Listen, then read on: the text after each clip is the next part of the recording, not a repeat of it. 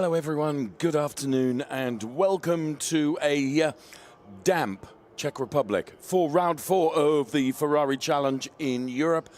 Our Copa Shell drivers out there ready to contend with the conditions that greet.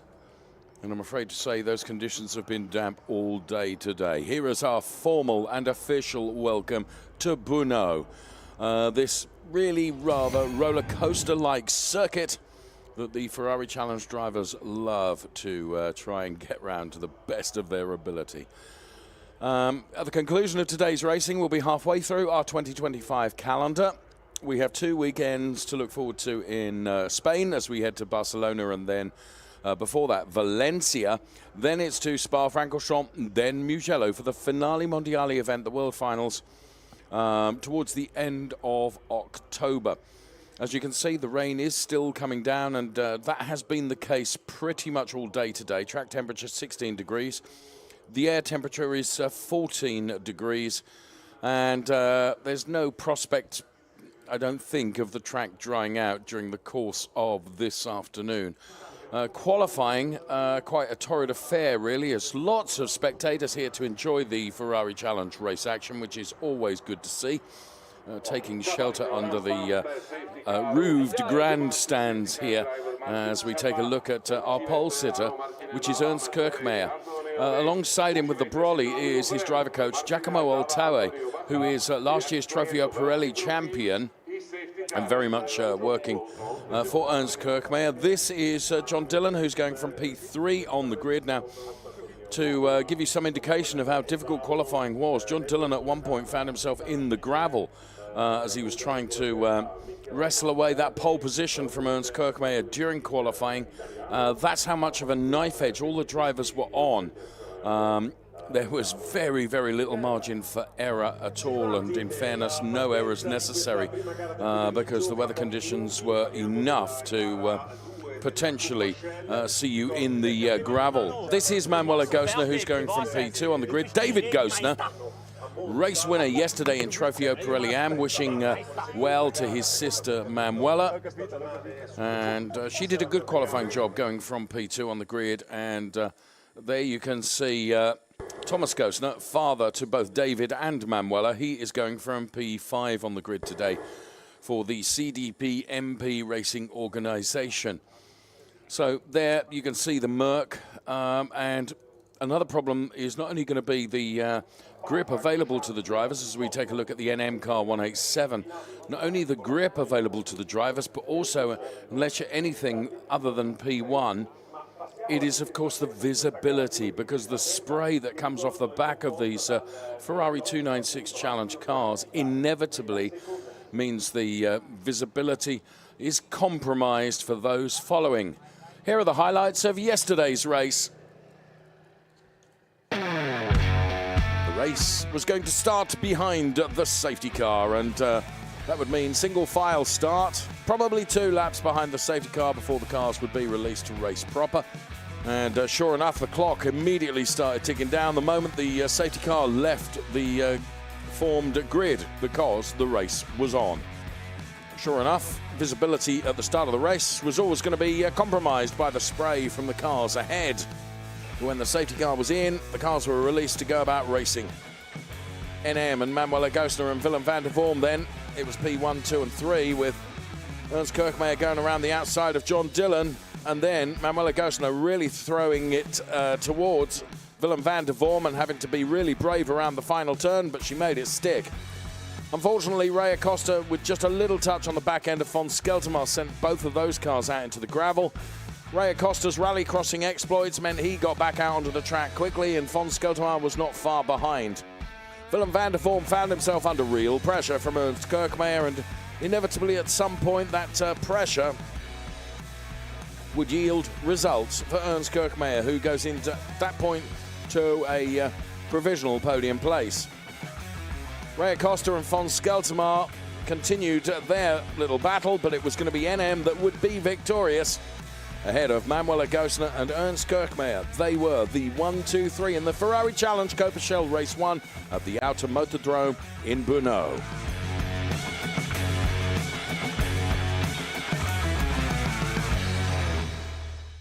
And so as they celebrated on the podium from yesterday's race, who will it be? The 1, 2, 3 today. Would you bet against the same drivers? Absolutely not. I would say, if anything, alongside me, Nico Spalek, the conditions are marginally worse than they were yesterday. Good afternoon, everybody. Yes, they are definitely worse than yesterday. However, they are slightly improving. The rain is still coming down a little bit, but it's not nearly as severe as it was for the morning. So not ever implying we will have a dry track. Will it get a little bit better progressively? Possibly. Depends how you look at that, because, of course, with wet weather tyres, you need to keep them in the wet to make sure they continue to work well. But we will see. It's a fair point you make, Nico.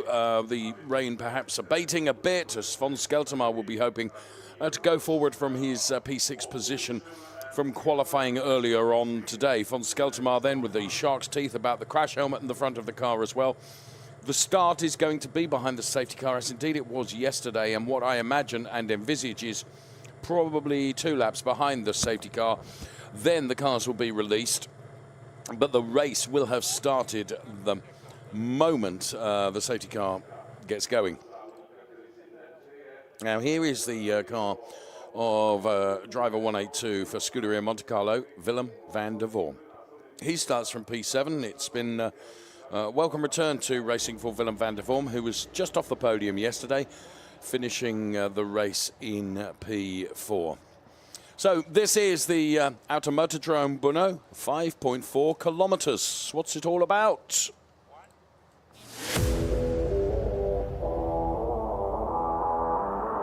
William, so what do you say about that we're going to look directly at the racetrack? Perfect, good idea. Let's go.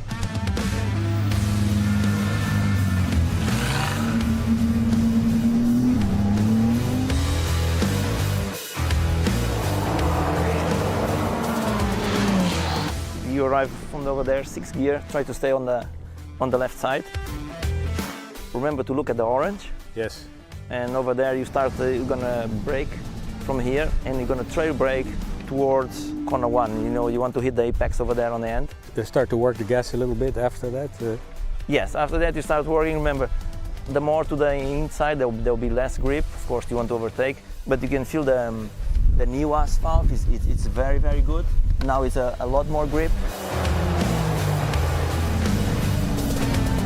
Easy said, easy done. Easy said, easy done. So now I think we should go and look at the other point where we need to improve. Excellent. When you arrive from over there, you will arrive in 5th, almost 6th, and you're gonna go put 4th. And then when you come over here, you're gonna brake really, really gentle. Soft brake, touch the curb just a little bit, and then you're gonna put the power in progression towards over there, the next corner. Yeah, so you really say what within a meter of the corner? Yeah, within a meter. You know, clip, soft brake, power in progression, then carry the power until over there. Okay. Understood? Yeah. Let's go. The last corner, the 13 and 14th, you'll arrive from over there. You arrive in 5th gear, keep the 5th gear, and you're gonna brake, trail brake, 4th, and we're gonna go 3rd gear towards the apex. As you come, almost touch the curb, 3rd gear, power gradually in progression, force the car to the left, and then go full power between here and the last one. And then you're gonna, as you turn in, you're gonna still turn in with the power, and you're gonna put 4th. And from then on, as soon as you touch over there, the curb on the right side in 4th gear, you just start going and full power until the end. Hopefully you're gonna have a very good lap time. That's the way to do it. I trust you. Thank you, gentlemen. Explaining just some of the corners here at the Brno circuit. 5.4 kilometers. Now, there are 14, 15 turns, depending on how you count them. I prefer 15. 6 of them left, 9 of them right-handers.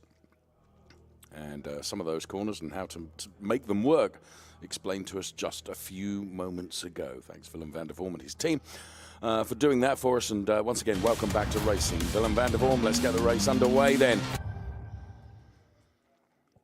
The race has started as soon as the safety car moves, which indeed it has done. We start behind the safety car. This is the Ferrari Challenge then.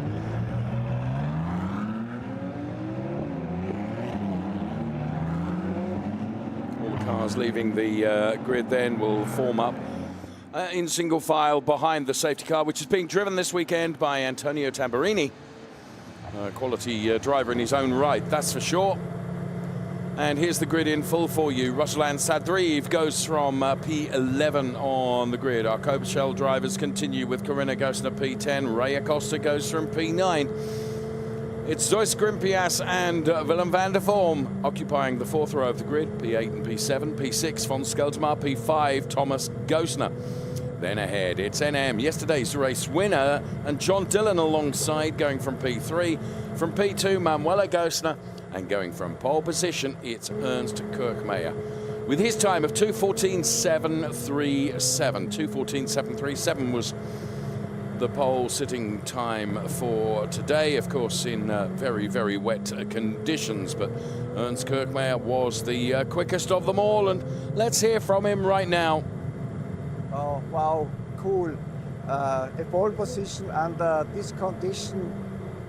We are really very proud. The team, driver coach Giacomo and myself, we could deliver it, and it was really very, very difficult because the condition was changing any time. And but thanks God, we have the pole position, and so we have a very good place situation for the race. Let's see. For sure, we try to fight for the win. Good luck, Ernst. Good luck to all of our drivers. I imagine, we've not had confirmation from race control, but I imagine we'll do 2 laps behind the safety car to acclimatise the drivers to the really, really wet conditions that we have here in the Ferrari Challenge and the Brno circuit. As I say, it's as much about visibility as it is grip as well, because unless you're Ernst Kirchmeier, then the visibility that is afforded to you is really, really compromised. And we're on board with Thomas Gosner, and we're at nothing like race speed, and you can see already the spray that comes off the car in front of you, which is the car of NM in the as we ride on board with the Thomas Gosner car. That's the car right in front, the all-gold Ferrari 296 Challenge car of NM, which is chucking up the spray onto the windscreen of the Thomas Gosner car.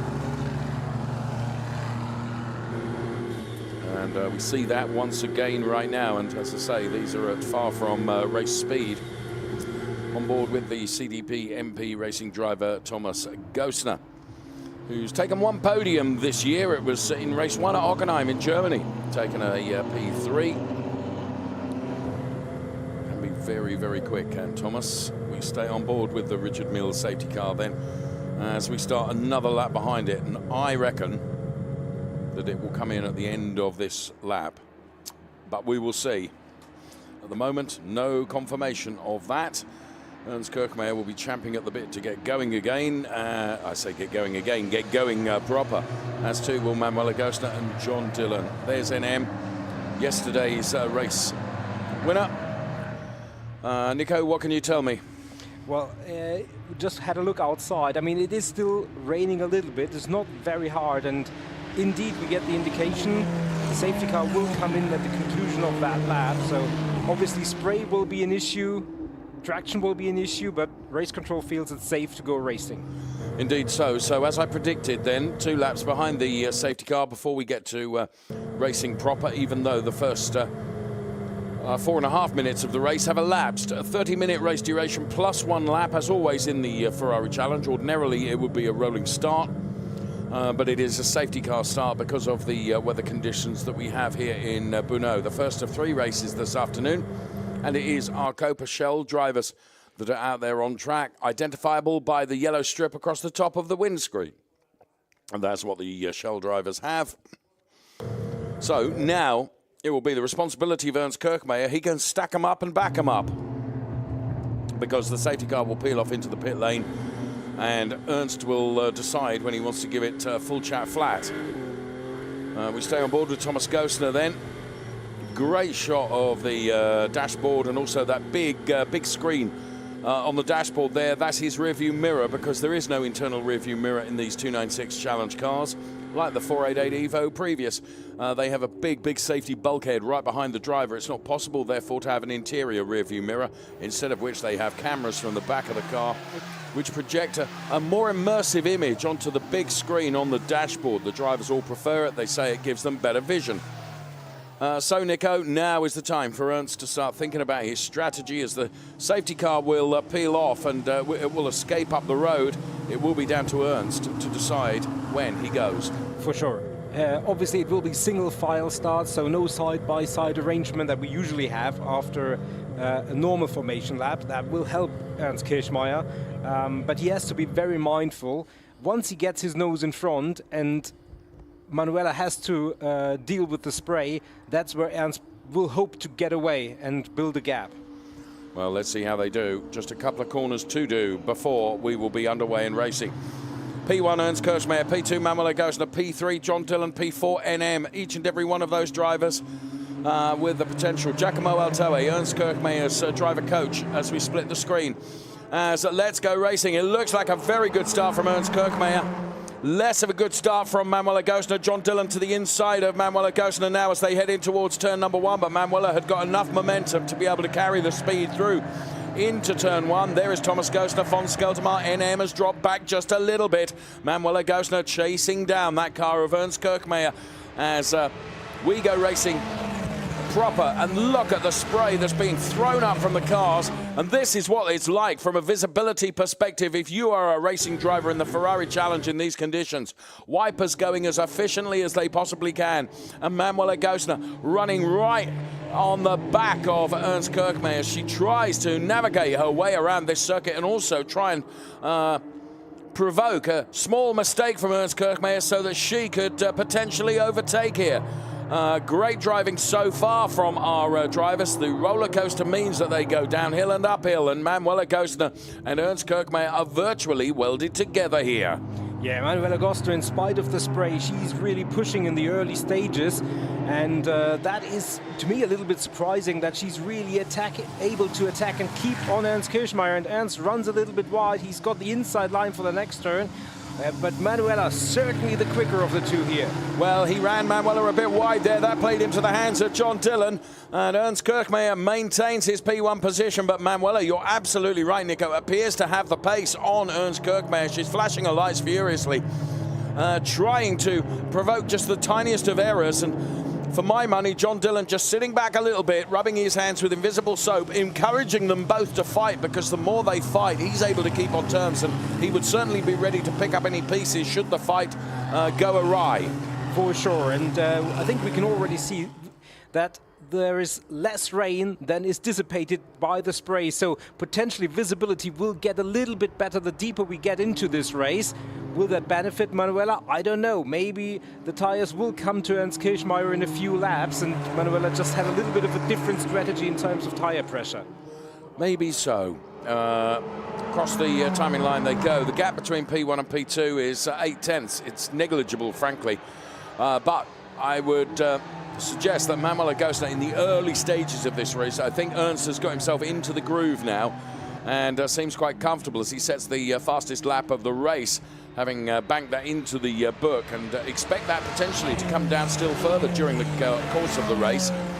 And Ernst, as I say, into his groove now. He's got his mojo. The back end of the Manuela Gostner car under braking then, getting just a bit skittish. And there, confirmation of the fastest lap coming from our Copa race leader, Ernst Kirchmeier, P1, Manuela Gostner, P2. Then it's John Dillon. Yesterday's race winner, NM, is P4.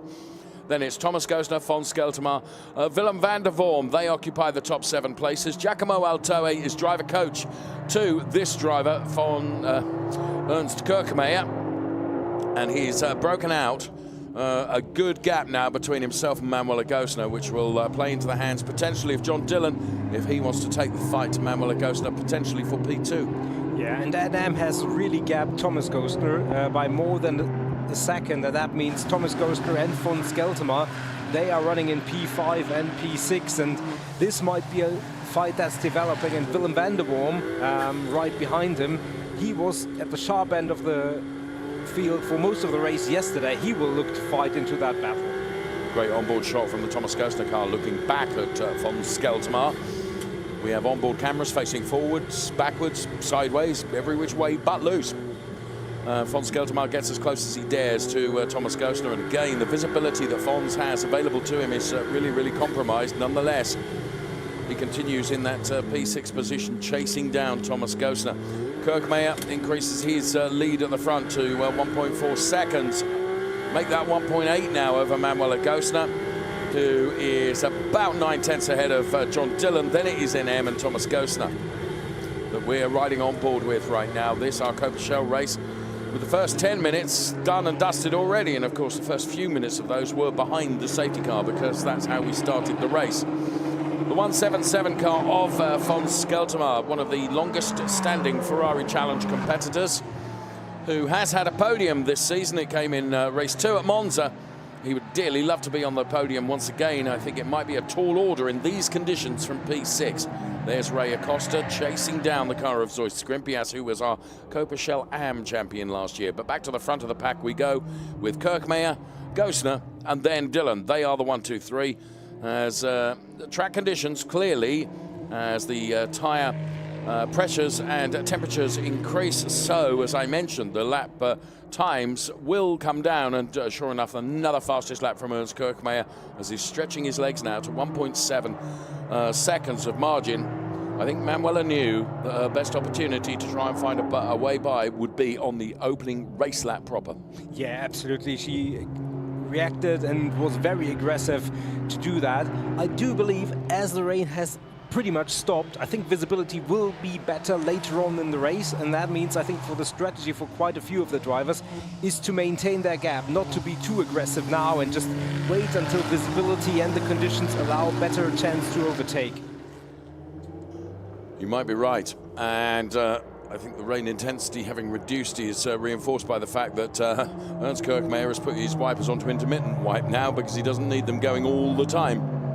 Unlike the drivers that are still suffering spray, of course. And there is Willem van der Vorm returning to racing this weekend, running in P7, very creditable P7. Now Willem van der Vorm finishing just off the podium yesterday in P4. Qualifying, I want to reinforce the fact just how difficult qualifying was earlier on today for each and every one of our drivers. The conditions were, well, torrid is the best way of describing them.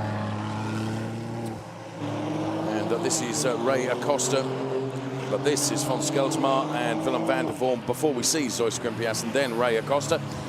Ray currently running P9. He races not only here in Europe but also in the North American series to great success as well, and a very, very good racing driver is Ray Acosta. Languishing, if I dare say that, down in P9 at the moment. He's not had the sort of weekend that the form guide would suggest we would see from the likes of Ray Acosta. As just taking a look, there is Willem van der Vorm, and Zoe Skrimpias was showing his face to the inside line. Now, Nico, he wasn't necessarily doing that from an overtake perspective. It was just to get out the spray so he could see where he was going.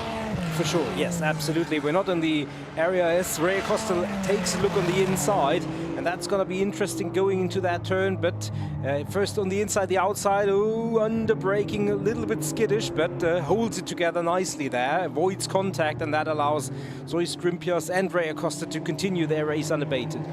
Yes, I think Zoe is under a bit of pressure here from Acosta. We'll see. Of course, when you're in the middle of the sandwich, as indeed Zoe Skrimpias is, he's trying to hunt down Willem van der Vorm, but equally defend against Ray Acosta as well. So hunting and being hunted at the same time, always difficult to do, but thus far he's doing okay. Bear in mind that until Zoe Skrimpias made his debut in the Ferrari Challenge, he had done zero racing. Zero racing. Absolutely. We didn't do a lot of racing in the wet outside of the World Finals last year, so fair point. The amount of experience he has in these conditions is rather limited compared to other drivers like Fons Geltermar, who have been part of this championship for a long, long time. I think he might have him now, you know. So, Zoe Skrimpias thought he was going to get to the inside of Willem van der Vorm heading into the next right-hander, but he wasn't able to do that. There are one or two places that are more favourable for overtaking here on the Brno circuit than some others. And Zoe Skrimpias will try and ascertain when he thinks he can potentially have a go at Willem van der Vorm, but of course he's got to be on terms with him to be able to do that. The gap at the front goes up to 2.1 seconds between Ernst Kirkmeyer and Manuel Gostner, and here comes Fons Geltermar on Thomas Gostner. Thomas is father to Manuela, and there is our race leader Ernst Kirkmeyer, and then it is Manuel Agosner before we see John Dillon and NM, Nico. Yeah, and NM has really closed the gap to John Dillon. It was way more over a second, 1.8 seconds. It's down to 0.8 seconds, and I think NM is really reeling in John Dillon, looking obviously for that podium position. Was a race winner yesterday, was a race winner in the second race at Hockenheim, so he certainly wants to keep that streak going, at least for a podium, and looking on the inside there. I think you're absolutely right. He's got the taste of success, hasn't he? He's had P1s in the last two races, and whilst I think it might be a tall order without some divine intervention, if you will, in this race, certainly a podium is not out of the question as he hunts down John Dillon. John has raced for a number of years in the Ferrari Challenge and is doing a very good job indeed, and John is among the fastest of our Copa drivers, being under no illusion of that. But defending his P3 place at the moment as he comes under a bit of pressure from NM and runs a bit wide. NM gets a bit closer, but John knew exactly what he was doing. He was taking a line through that turn, and you can take a couple of different lines through that turn to make it work, and it made it work well for him, and NM is having to do the chasing. He is marginally quicker than John, and therefore John Dillon having to defend. It's all very well being quicker than the car in front of you. You've got to find a way by, and that is made ever more difficult when the conditions are as they are. For sure, you can see that the gap to the front has built, the gap between Manuel Agosner and John Dillon, up to 4.4 seconds, and the fact that John will have to think about defending helps Manuela get further up the road. Meanwhile, she hasn't been able to close the gap on Ernst Kirchmeier, visibility improving or not, who has built 2.8 seconds, and this is what 2.8 seconds look in reality.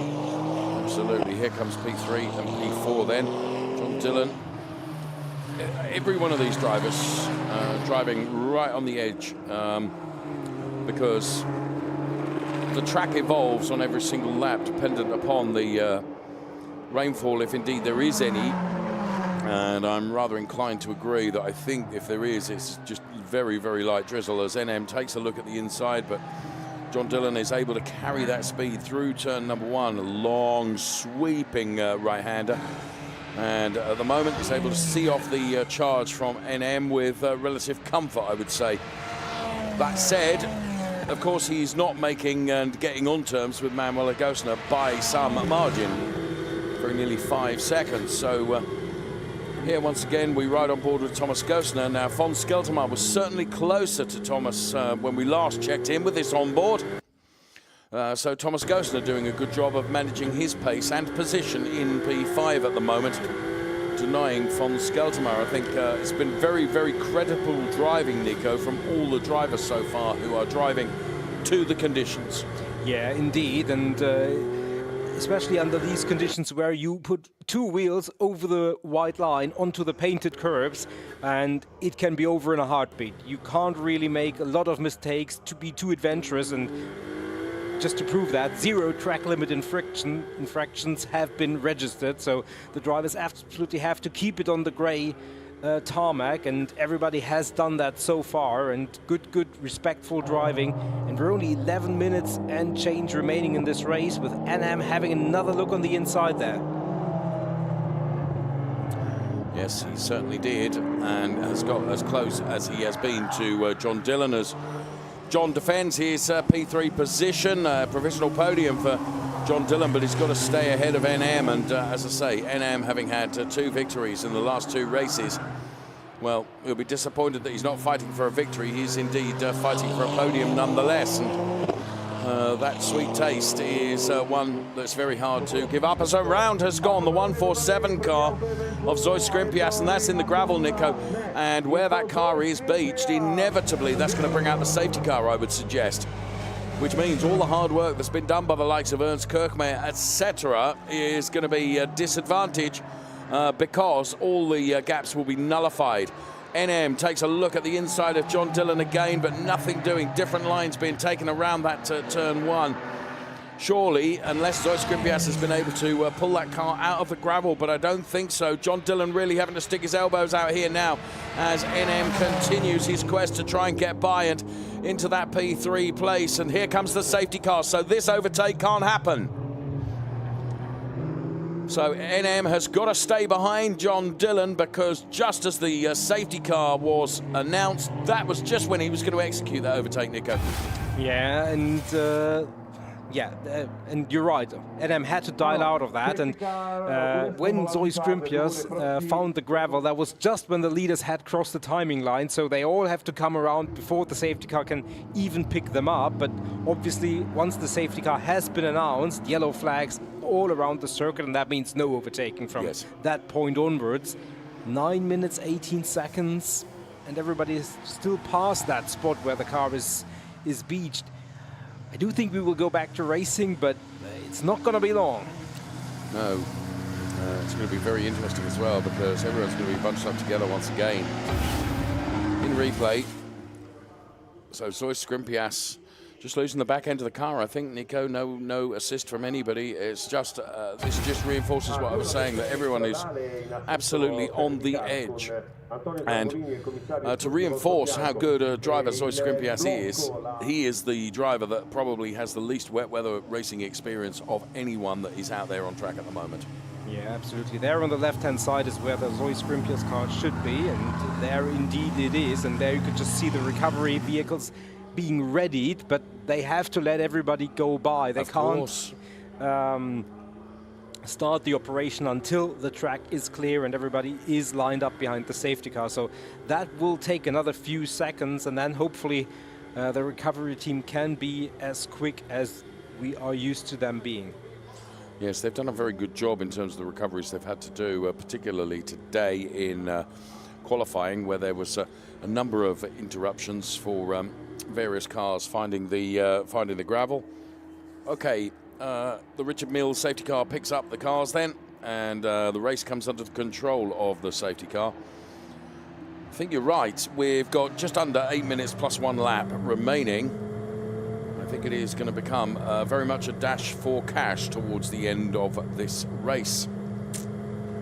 I think we will go back to racing, but I think you're right. I think it's going to be short, sharp. Yeah, and I think the fact that we will have less spray than we had at the beginning of the race will maybe invite some of the drivers to be more aggressive, especially the likes of NM, who desperately want to move up the order. With less compromised visibility, maybe they will feel that a chance can be taken and needs to be taken when there's only maybe 2 or 3 minutes plus a lap remaining. Yeah, although let's figure into this. As we can see, being on board with Thomas Gosner, we're looking back at Zoe Scrimpias, and I think he was getting close to Willem van der Vorm, and I think it was in avoidance of making contact with Willem van der Vorm that he had to really push the brake pedal down, Nico, and that was probably just enough. I mean, in these conditions, you have to be oh so gentle and considered in your movements, both the steering, braking, and accelerating. So, yeah. Unfortunately, Zoe Scrimpias finding the gravel and is out. Safety car is coming in at the conclusion of this lap. Oh, that was quick. It's going to be about 5 minutes plus a lap. Yeah, but shout out to the recovery team here at Brno. They did a magnificent job to get that cleared, and that means for all the drivers there is very little time to prepare and get themselves and the car set up for the restart, because we're already almost approaching the second sector line. So riding on board with Thomas Gosner, forward facing, looking at the back end of the NM car. Manuela Gosner will be considering that this is a gifted opportunity for her, Nico. However, Ernst Kirkmeyer is pretty skilled in safety car restarts. He's done a few of them in his time. Yeah, absolutely, and he's one who loves the wet terrain and the wet conditions. I think everybody effectively will fancy their chances of moving forward, However, top to bottom, but one of my broadcast colleagues often says something about safety cars and the ability they have to bunch everyone up, and therefore all of a sudden it becomes ever more prevalent that we could see another one. Let's hope not. Right, we split the screen so that you can see Giacomo Altoe and the team who are urging all good fortunes for Ernst Kirkmeyer. John Dillon is almost buried into the back of Manuela Gosner's car. As we go back to racing once again, no overtaking until you pass the safety car line as John Dillon taking a look at the inside of Manuel Agostner now. NM is not quite as close as he was. Ernst Kirchmeier going through turn number 1. Get those tyres back up to temperature if you possibly can. Tiptoeing your way through the chicane potentially. And von Skeltermaar right on the back of Willem van der Vorm right now. I beg your pardon, it is Corinna Agostner right on the back of Willem van der Vorm. Here's John Dillon, there's Thomas Agostner. But this is our race leader, Ernst Kirchmeier. Manuel Agostner doing the chasing. Those two breaking away a little bit from John Dillon right now. Skeltermaar and Agostner, and then Ray Acosta on Willem van der Vorm. That's the all-red car that I saw. Ray Acosta chasing down Willem van der Vorm. Willem van der Vorm just moving to make sure that he's got the optimum line as they run downhill. 4 minutes remaining, plus 1 lap of this Ferrari Challenge Copa-Shell race, our opening race of day 2 here at the Brno Automotodrome. Yeah, and where at the beginning of the race Manuel Agostner clearly had the quicker car over the first few turns, that's not the case here. Ernst Kirchmeier, no pressure, and Manuel Agostner, John Dillon, and now NM, who dropped back, as you said, a little bit at the restart, has closed the gap once again, and that means he will start putting the pressure on John Dillon potentially, which in turn might allow the top two to gap them again and move up the road. That's right on board with Thomas Agostner as von Skeltermaar is right on the back there. Willem van der Vorm is right behind, and then it is Ray Acosta. All of those drivers pushing as hard as they can, and of course all of them wanting to advantage themselves by a further place if they can, but that involves overtaking, and well, overtaking in these conditions, you've got to be oh so brave and almost assured of what you're going to be able to achieve. Manuel Agostner remains 5/10 within Ernst Kirchmeier. Here the Thomas Agostner car down through the gears, then taking another turn, then accelerating once again as von Skeltermaar's almost got Willem van der Vorm right behind him now. 2 3/4 minutes plus a lap. Here are our race leaders. Ernst Kirchmeier is the leader. Manuel Agostner P2, then it is John Dillon P3. NM taking a look at the inside. Discretion the better part of valor at the moment as JD appears to be able to manage that position. Ray Acosta almost putting himself to the inside of Willem van der Vorm, but not quite able to do so. There is the 187 NM car, but it is Kirchmeier and Agostner, then John Dillon. Here comes NM again, taking a look at the inside of John Dillon, and Willem van der Vorm also taking a look at the inside of von Skeltermaar. Willem, of course, has got Ray Acosta right up his trumpet as well, so he is trying to defend and attack at the same time, and that's always a tall, tall order. Yeah, indeed, but for Willem it's kind of like the only way he can move is try move forward, because otherwise he is really falling into the clutches of Ray Acosta, and if he's stuck behind von Skeltermaar for any extended period of time, that means he could lose the position. So he's kind of pushed into trying to be aggressive, but under these conditions that's very, very difficult, even though visibility definitely better than it was at the start of the race. Oh, no question about it. If my calculations are correct, we're going to have the remainder of this lap, plus another one, before we get into the last lap scenario. Ernst Kirchmeier, Manuel Agostner, John Dillon, the 1, 2, 3. So there they are. NM is close to John Dillon in the live championship. If it stays this way, Manuel Agostner would be P1 in the Drivers' Championship with John Dillon P2. There is Giorgio Sonagiotto, team principal of the Ineco Reporter Corsa Ram team. Engineer Manuel Agostner, who is running now exactly a second behind Ernst Kirchmeier, with just under a minute plus 1 lap to do in this Ferrari Challenge race. Here's Kirchmeier, and the rain has definitely decreased in its intensity. John Dillon holding on to this P3 position. So we've got the remainder of this lap plus 1 more for the opening race of day 2 of Ferrari Challenge here at Brno. NM again taking a look at the inside, but John Dillon able to carry more momentum around turn number 1, which is where the tactics, if you like, from NM have thus far failed, but certainly he's rehearsed it once or twice. Kirchmeier, Agostner, Dillon, NM, top 4. Dillon under pressure once again from NM. As I say, the remainder of this lap, plus 1 more to be done in this Ferrari Challenge Copa Shell Race 2. with Kirkmeyer now comfortably 1.6 seconds ahead of Manuel Agosna. It's less comfortable for P3, I would suggest. John Dillon, I think it's fair to say he's one that favours these conditions. However, NM seemingly favouring them as well, and NM, of course, on the back of a double win streak from the last race at Hockenheim and the first race here, as John runs a bit wider, but that's a perfectly natural way of taking that turn. You can take a couple of different lines through there, but I would have thought and I would have suggested this is the closest battle on track, Nico. Yeah, indeed, and you can tell that John is not feeling under threat, because otherwise he would have taken a much closer line, but he feels comfortable and feels like the gap is big enough for him to allow him to take the wider line through there that he feels is the best for him. And let's see, if NM is any closer next time around, maybe John will have to close that gap, but for now, this is clearly the most interesting battle, because it's still for a podium position. It is. It's the final podium place. John has certainly been on the podium this year. Took P2 in Misano, as I recall.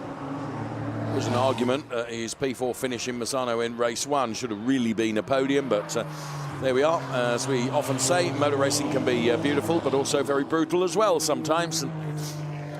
John hasn't always had the rub of the green. Equally, there are many other drivers that could contest that too. Ernst Kirkmeyer, 1.9 seconds to the good as we start our final lap right now of this Ferrari Challenge Copa Shell race. NM will know that he's got just this lap to be able to do it. He'll dive to the inside of John Dillon right now. John, once again, is able to carry a bit more speed, and there is definitely a drier line that is evolving on this circuit, with rainwater still on the circuit. But with rain falling slightly less, it means that, well, you can see that NM is brutal in terms of trying to find a way by, whereas John is just being super smooth here, Nico, not over-driving the car or over-defending, to be fair. It's all very well, we've said it so many times before, being quicker than the car in front of you, you've got to find a way by as well, and at the moment NM has been denied that. And I think coming down that hill, you could really see the difference in the colour of the tarmac from where that drier line is beginning to evolve. Ernst Kirkmeyer, Manuel Agosna, John Dillon then, and the fight for P3, which I suspect will rage around every turn until we get to the checkered flag. And change of direction there from NM in avoidance. As John continues on his way then, we're reaching the conclusion of the lap, and Ernst Kirkmeyer is going to run downhill, and then when he starts climbing once again, that will be towards the end of the lap, and it will be a potential victory for Ernst Kirkmeyer, with Manuel Agosna holding that P2 position. The fight for P3 continues, and it's been a fraught fight between the two of them. Thus far, it's been very, very fair. And both of these drivers having pushed as hard as they dare in very, very difficult conditions here. As they climb uphill now, we cross to our race leader then, Ernst Kirkmeyer. Right behind is Manuel Agosna. Then it is this big battle that's going on for P3. And you can see NM is prepared to throw everything at it, including the kitchen sink. But for Ernst Kirkmeyer, he's done everything that he needs to do. He takes victory in Ferrari Challenge Copa Shell ahead of Manuel Agosna, P2. John Dillon with P3. Valiant effort from NM, who really tried hard to wrestle away that P3, but was unable to do so. Then it is Thomas Gosner, von Skeltermar, Willem van der Vorm, Ray Acosta, Corinna Gosner, Ruslan Sadriv, and then Zois Grimpias, of course.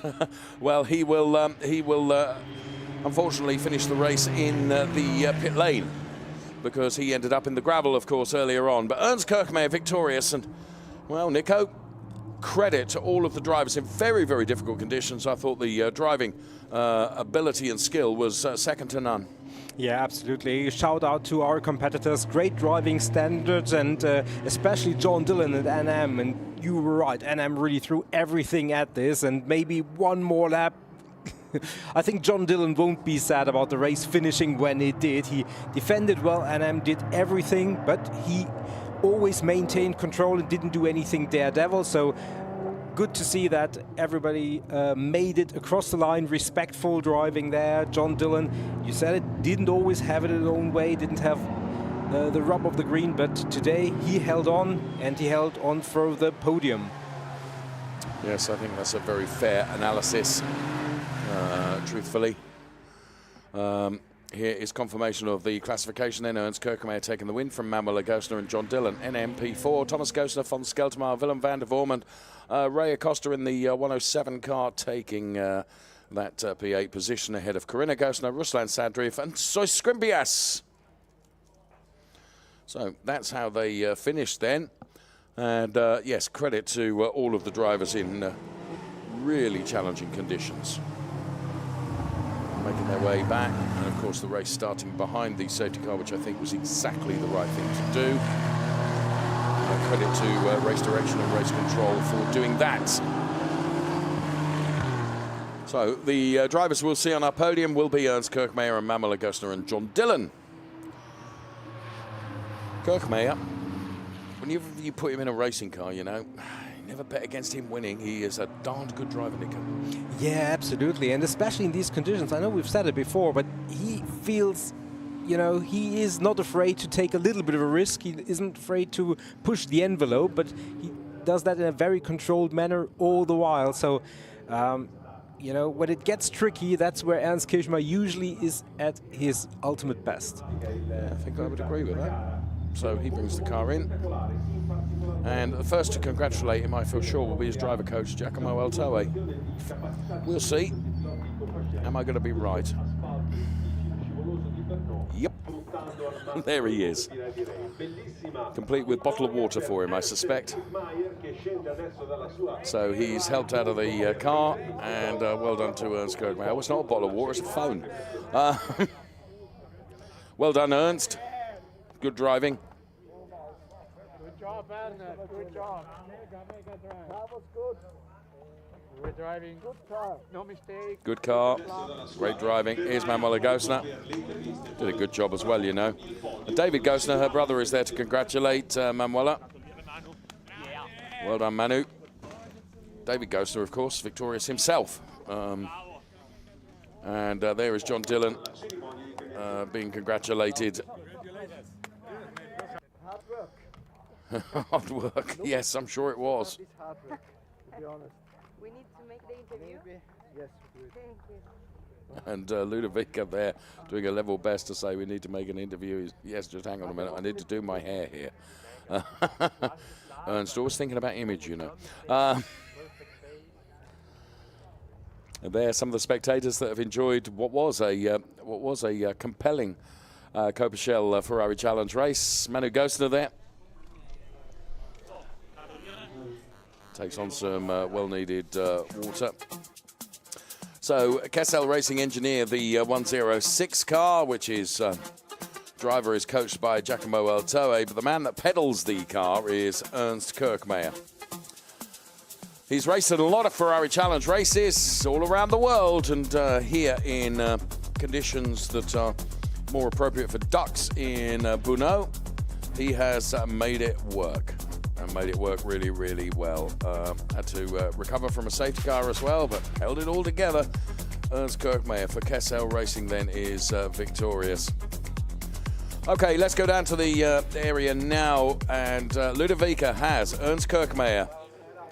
And congratulations from pole position to an important victory for you and your team in this tricky condition. And as your coach, Giacomo, saying this morning, you are a very good driver here in Brno with this wet condition. Yeah, it was really not easy. It was very difficult because the condition was changing, and thanks God I was leading, but then the safety car was coming, I think 2-3 laps before the end. So I really would like to see this, but cannot change it. But I had a good restart, and yeah, the setup was very well, and driver coach Giacomo helped me a lot on the radio, and I also was able to drive a good race. So altogether it's very nice for me, because Brno is more or less a home racetrack, because I'm from Austria, we are the neighbor from Czechia, and so it's very close. And I like this racetrack very much. Thank you for your time. Thank you. Ferrari Challenge, Copa Shell Racing. On the grid then ahead of the start of the race, and the race was always going to start behind the safety car because of the conditions. We took a look at John Dillon going from P3 Going from P2, Manuel Agostino, but going from pole position was going to be Ernst Kirchmayr, who did a great job during qualifying. As the cars were released then behind the safety car, it was going to be 2 laps behind the safety car before the cars would be released for racing proper. On board with Thomas Gostner, and even at this speed, you could see just how visibility was going to be compromised for all of the drivers as they were let go eventually. So Manuel Agostino chased very, very hard to begin with, and the top 3 breaking away just a little bit from the rest of the pack. And here is how hard Manuel Agostino was having a go at Ernst Kirchmayr. She ran a bit wide there, which probably prevented the overtake from coming. And then NM really lit up the wick on John Dillon, and this was for P3. There was very little to take between either of the drivers. It was a fraught fight, but fair at all times between John Dillon and NM, who of course had been victorious in race 1. And Zoe Skrimpias then would find the gravel in avoidance of making contact with Willem van der Vorm, which would bring out the safety car. And after the safety car, then Ernst Kirchmayr had got to do it all over again, and NM was certainly as determined then to wrestle away that P3 position from John Dillon for Formula Racing. But John Dillon was able to hold on to it, as was Ernst Kirchmayr, as he took victory in Copichel Race 2. Manuel Agostino would be P2, and John Dillon would head NM across the line for P3, NM taking P4. Congratulations all round for the driver, Ernst Kirchmayr, who was congratulated by Giacomo Altoe, his driver coach. Great to see Ronnie Kessel, principal of Kessel Racing here at Brno. And there you can see still congratulations for Manuel Agostino, that from Corinna Gostner. And Thomas Gostner is there as well. We're standing by for the podium.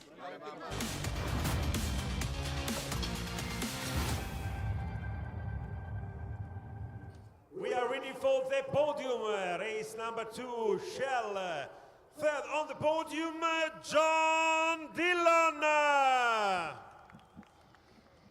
So John Dillon will take to step 3 of the podium for Formula Racing. Well done, John. Manuela Gostner.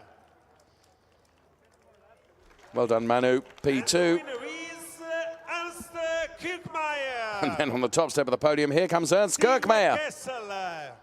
Team manager Kessel on the podium. Will Ronnie make a rare appearance on the podium? No. Team Kessel, and now national anthem.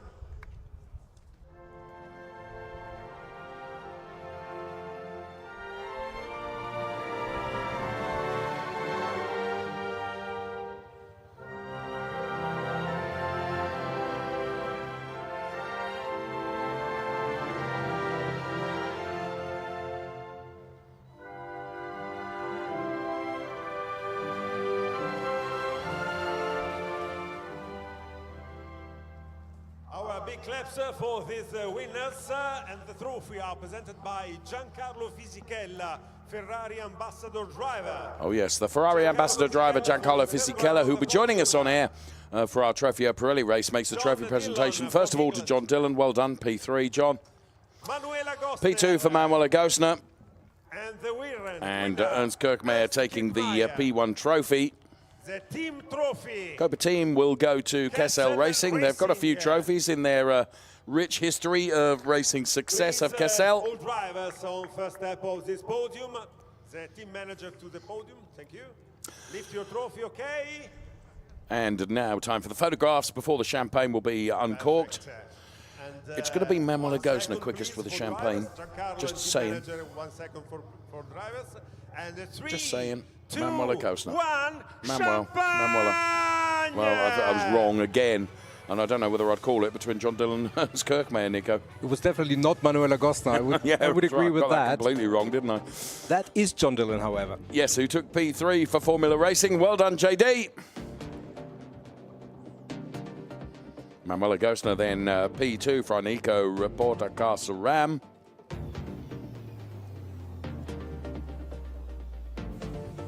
And no mistaking the victor, though, for Kessel Racing, Ernst Kirchmayr.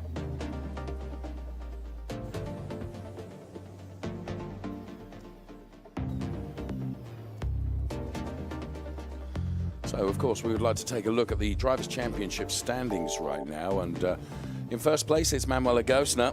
P2, John Dillon. P3, NM, moved up. And Zeus Grimpias has dropped down the order. Fabrizio Fontana, who's missing at the moment, P5. Then it is Ernst Kirchmeier, Thomas Gersner, Cristiano Machel, another driver that's missing from activities this weekend. Fons Skeltermar, Christian Kinch, Oscar Rinčević, Dennis Tibor Valent, Ray Acosta, Eric Chung, and Willem van der Vorm. The 15 top places in the Copa Drivers' Championship. Completing the tables, Mikael Martin, James Wyland, Motohiko Isasaki, Corinna Gersner, Ruslan Sadriv, and Germano Salernitano. We have more racing to come, of course, from the Brno circuit and the Ferrari Challenge, because up next it will be our Trofeo Pirelli and Pirelli AM races. From the Outer Motordrome Brno, though, for Copa Shell. Thank you so much for watching. Hope you've enjoyed the races as much as we've enjoyed bringing them to you. Stand by. More racing to come this afternoon from the Ferrari Challenge in Brno. From Nico and myself, thank you for watching. Bye-bye for now.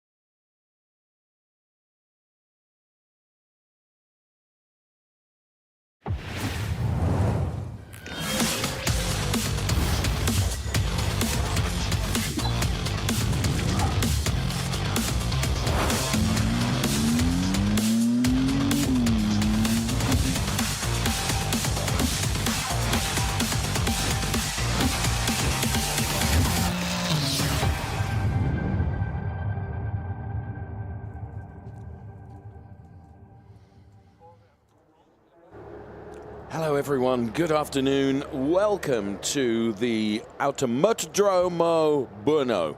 It's round 4 of Ferrari Challenge for 2025 here in Europe. Our Trofeo Pirelli and Pirelli AM cars lining up on the grid, ready to do battle for 30 minutes in weather conditions which are the best that we've seen so far today. Here is our formal and official welcome to this brilliant racing circuit, which roller coasts its way through the Czech Republic topography. To come, first of all, Valencia, then Barcelona, then Spa-Francorchamps, and then, of course, the Round 8 and Finale Mondiale will be held at Mugello this year towards the end of October. And that's our 2025 calendar done, dusted. Now, when it came to qualifying earlier on today, it was in torrid weather conditions. 20 degrees track temperature at the moment, 15 degrees is the air temperature, and critically, there's a bit of cloud around, but there is no rain, which is the first time we've seen no rain today.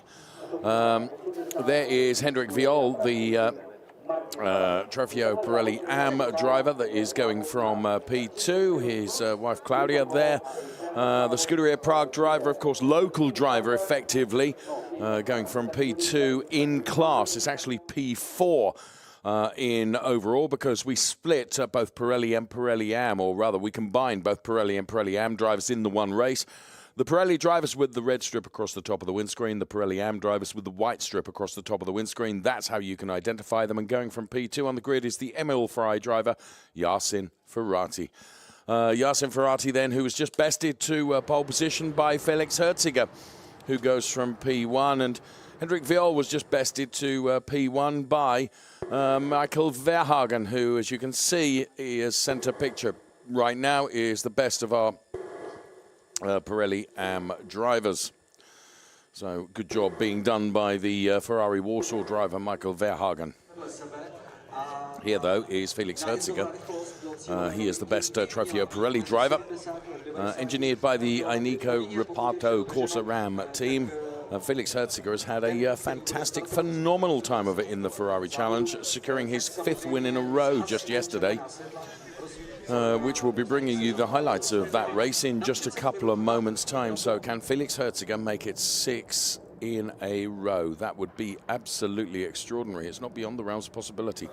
Just looking at the Yasin Ferrati car and the David Gosner car, I think it is, up there on jacks, because beginning to wonder whether any drivers would be prepared to gamble, perhaps putting slicks on. It'd be dangerous for the first few laps, I would have thought. Here are the highlights of race 1 yesterday. Here come the highlights of Ferrari Challenge, Trofeo Pirelli and Pirelli AM then. Felix Herziger, for once, was not on pole position. That was going to make it very interesting right at the start of the race. Gilles Renman was going from pole position. So the cars rounded the final turn and headed towards the lighting gantry. Marco Zanazzi with a blistering start, and Hendrik Viol with a good start too, and also Felix Herziger. David Gosner always trying to do well also.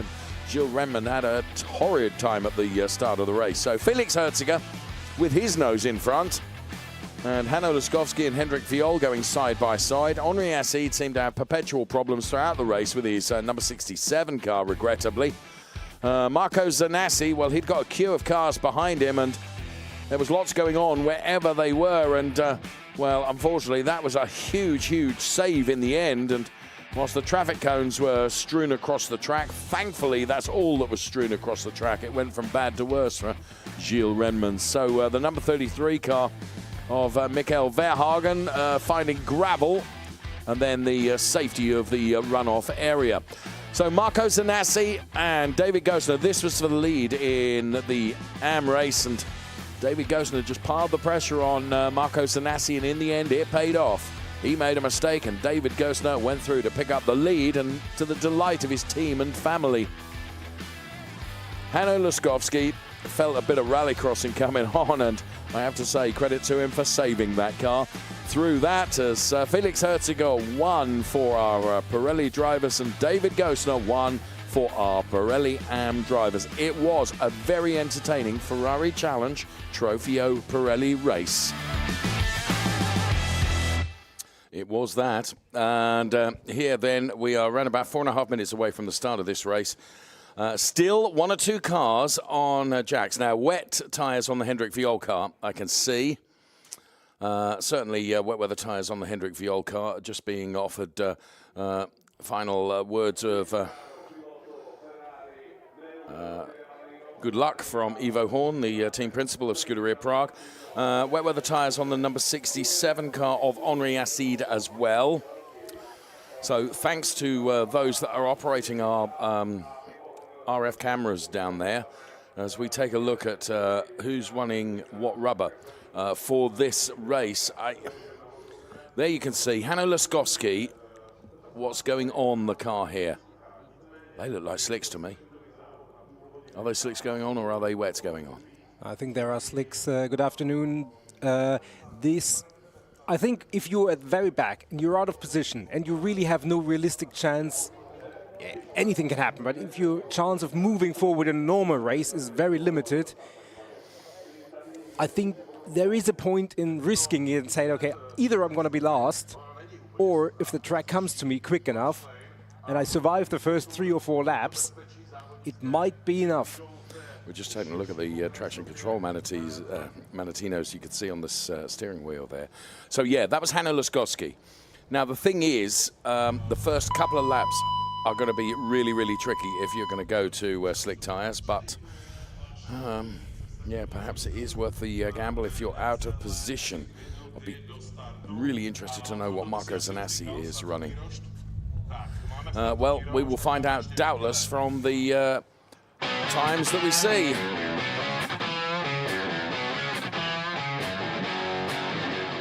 My name is Felix Hirsiger. I'm from Zug in Switzerland, and I'm currently racing the Ferrari Challenge Europe Trofeo Pirelli with Reparto Corse.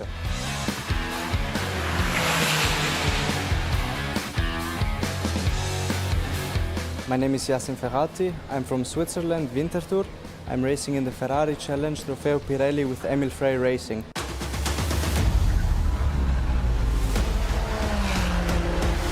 The winner is Ferrati. Champagne! The winner is Felix Hirsiger.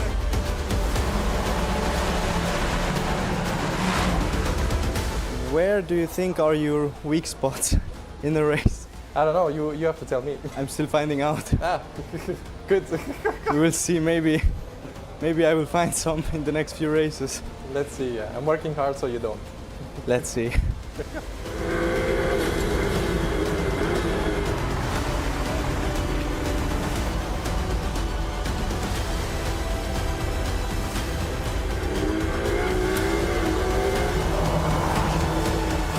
Schere, Stein, Papier.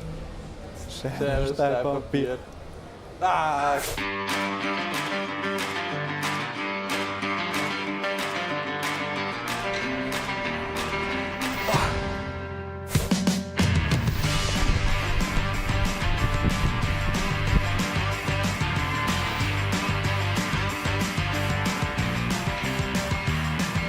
I think the challenges were a little bit unfair.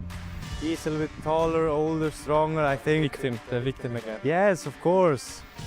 That's why I declare in the run me as a winner. But yeah, I think we have both more fun on track than off track, I would say.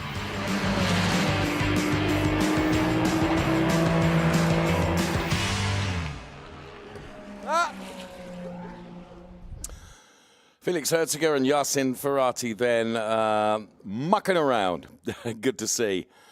This is the Brno circuit then, about 20 kilometers from the center of Brno. 5.4 kilometers, 15 turns, 6 left and 9 are right-handers. It was opened back in 1987. And it's a real roller coaster, and it's a newly resurfaced track. Literally, the Ferrari Challenge this weekend, the first competitive championship that has been on the new tarmac. So the cars are released then on their formation lap. Always a rolling start in the Ferrari Challenge. Be interesting to see initially who has taken a gamble and gone onto slick tyres. Still a lot of moisture around, and particularly offline. We'll bring you the grid in full in just a moment. but we think a couple of drivers potentially have decided to go with the slick tyres. Martin Avis, P18, and Armin Arifpour, P17. Then it's Hanno Laskowski. He could be one of the drivers on the slicks. David Akabadze is alongside. Vincenzo Scarpetta and Max Mugelli are on the 7th row of the grid. They are Trophy Pirelli drivers. AM drivers Nobuhiro Imada and Andrew Morrow go from row 6. P10 for Marco Sanasi, and for James Owen it's P9 start. But Guys and Henri Acide are P8 and P7 respectively. It's David Gosner, yesterday's race winner, and Gilles Renmans, David Gosner, yesterday's Trofeo Pirelli AM race winner. Hendrik Viol goes from P4, Mikkel Verhagen goes from P3. And then the two guys that you just saw clowning around, Yasin Ferrati and Felix Herziger, go from P2 and from P1. So there you can still see there is lots of water on the track, and particularly on the lowest points of the track, that is where the water is going to be. So for anyone that is gambling on those dry weather tyres, undoubtedly the line will come to them, but will it come to them quickly enough? Yeah, for me the quality was perfect. We went out on the first set of tires, just looked to get comfortable with the settings and everything, and the car felt perfect, so I was really confident in my second set to push and gain some more lap time, and that's what we did. So thank you to my team for a perfect car, to my sponsor Neupack, Kim also watching from home, and everybody else supporting means the world, and happy to be able to provide those results for the moment. Thank you, Felix Herziger. So, Nico, what are your thoughts here? I think a dry line will be created pretty quickly. Yeah, I think for everybody at the first half of the field, wets is the way to go. For those like Hanno Laskowski very far to the grid who effectively can dive out of any battles in the beginning because they won't be quick enough to compete, just staying on the grid, just surviving effectively for the first 5 or 10 minutes. And if then the track evolves to the point where the slicks will be a second or two quicker, we could see some dramatic changes to the face of this race. We could indeed. It's a compelling 30 minutes plus 1 lap that faces us. And of course, what also faces us is the very latest weather forecast, which the latest information we have is that there is a possibility of a further shower before the end of this race, Nico? I think it's more likely that it will come after this race. Okay. So more likely it's going to stay dry for the 30 minutes plus a lap that we have in front of us. Well, that throws a curved ball into the equation then as the Richard Mills safety car peels off into the pit lane. It is the responsibility of Felix Herziger and Yasin Ferrati to control the pace of the rolling start here. Ferrari Challenge, Trofeo Pirelli and Trofeo Pirelli AM Racing. The lighting gantry to the top of the screen. When the lights go out, we will be racing. Felix Herziger is going for 6 wins in a row. As the cars get going then, and Hendrik Viol really bogging down at the start, and David Gosner going all the way around the outside of him. And Yasin Ferrati has put himself ahead of Felix Herziger. And a brilliant start also from Mikkel Verhagen, who I think has gone all the way around the outside of everybody. And he is in the lead of the race. Here's Hendrik Viol trying to make his way back up the order. And David Gosner with the bit between his teeth also. So lots of jostling for positions as they go through the first sequence of turns then and roll downhill here. But I just don't know whether Felix Herziger being caught out right at the start of this race, whether he just didn't get going quite as he anticipated, because it certainly wasn't a textbook start from him, that's for sure. So continuing to roll downhill, Henri Acide and Hendrik Viol. Hendrik Viol having got past the Henri Acide car. So running in P4 within Trofeo Pirelli's Henri Acide that we ride on board with right now. Back on the gas again, we can hear the power plant as it is Mikkel Verhagen leading from Yasin Ferrati, David Gosner, Felix Herziger, Hendrik Viol, and car number 1 gets a drive-through penalty for working on the car after 3 minutes. That's Yasin Ferrati. Now, that's not his fault, that's the team's fault, and that's a rare error, I would have suggested. Drive-through penalty for car number 1. The car was being worked on after 3 minutes. Now, was that tyres that were being changed on Yasin Ferrati? It was up on jacks for a long time. Was it something else? That is Emil Fry Racing surely responsible for that, Nico. Yeah, for sure. And as you say, very rare error. Yasin Ferrati obviously in P2 overall, leading in the... Oh, and there's Henri Acide and another car off the track. And Henri Acide... Who is that? Is that Max Mugelli? Or is that Vincenzo Scarpetta, potentially? It could be. It could be. I think it's Max Mugelli. think it is, but perhaps it's Gilles Renmans, possibly. Couldn't quite see. So many red cars as you would expect in Ferrari Challenge racing. But unbelievably, it is a Trofeo Pirelli AM driver that's leading the race overall. I say unbelievably, it's not unbelievable. It has happened more than once, but Michael Verhagen with an awesome start. He's ahead of Yacine Ferrati, who's got a drive-through penalty anyway. This is a replay then of what happened. So diving to the inside of Henri Acide. To be fair, it looked like the Henri Acide car was losing the back end in any event. See from on board with Henri Acide. He was chasing Hendrik Vial. You could actually almost feel the contact, and Henri Acide is far from happy about that. It's safety car called for. So much going on. I don't know where to start in this race, as we perhaps predicted and expected.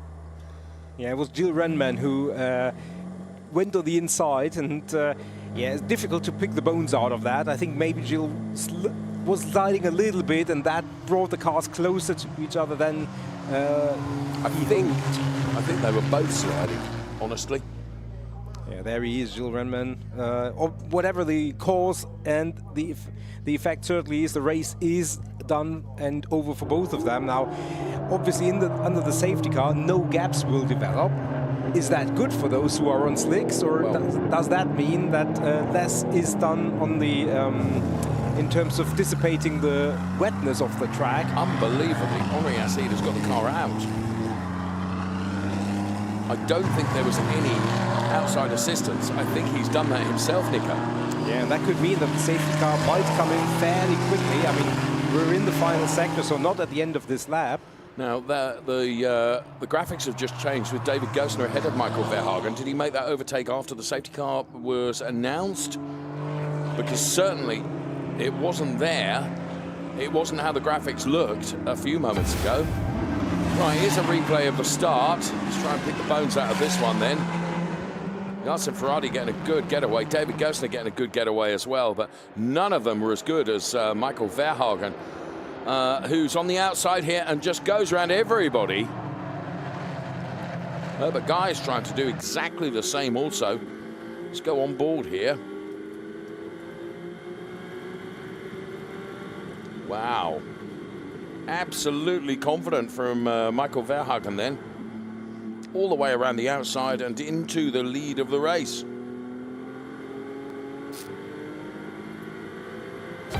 That's how he did it.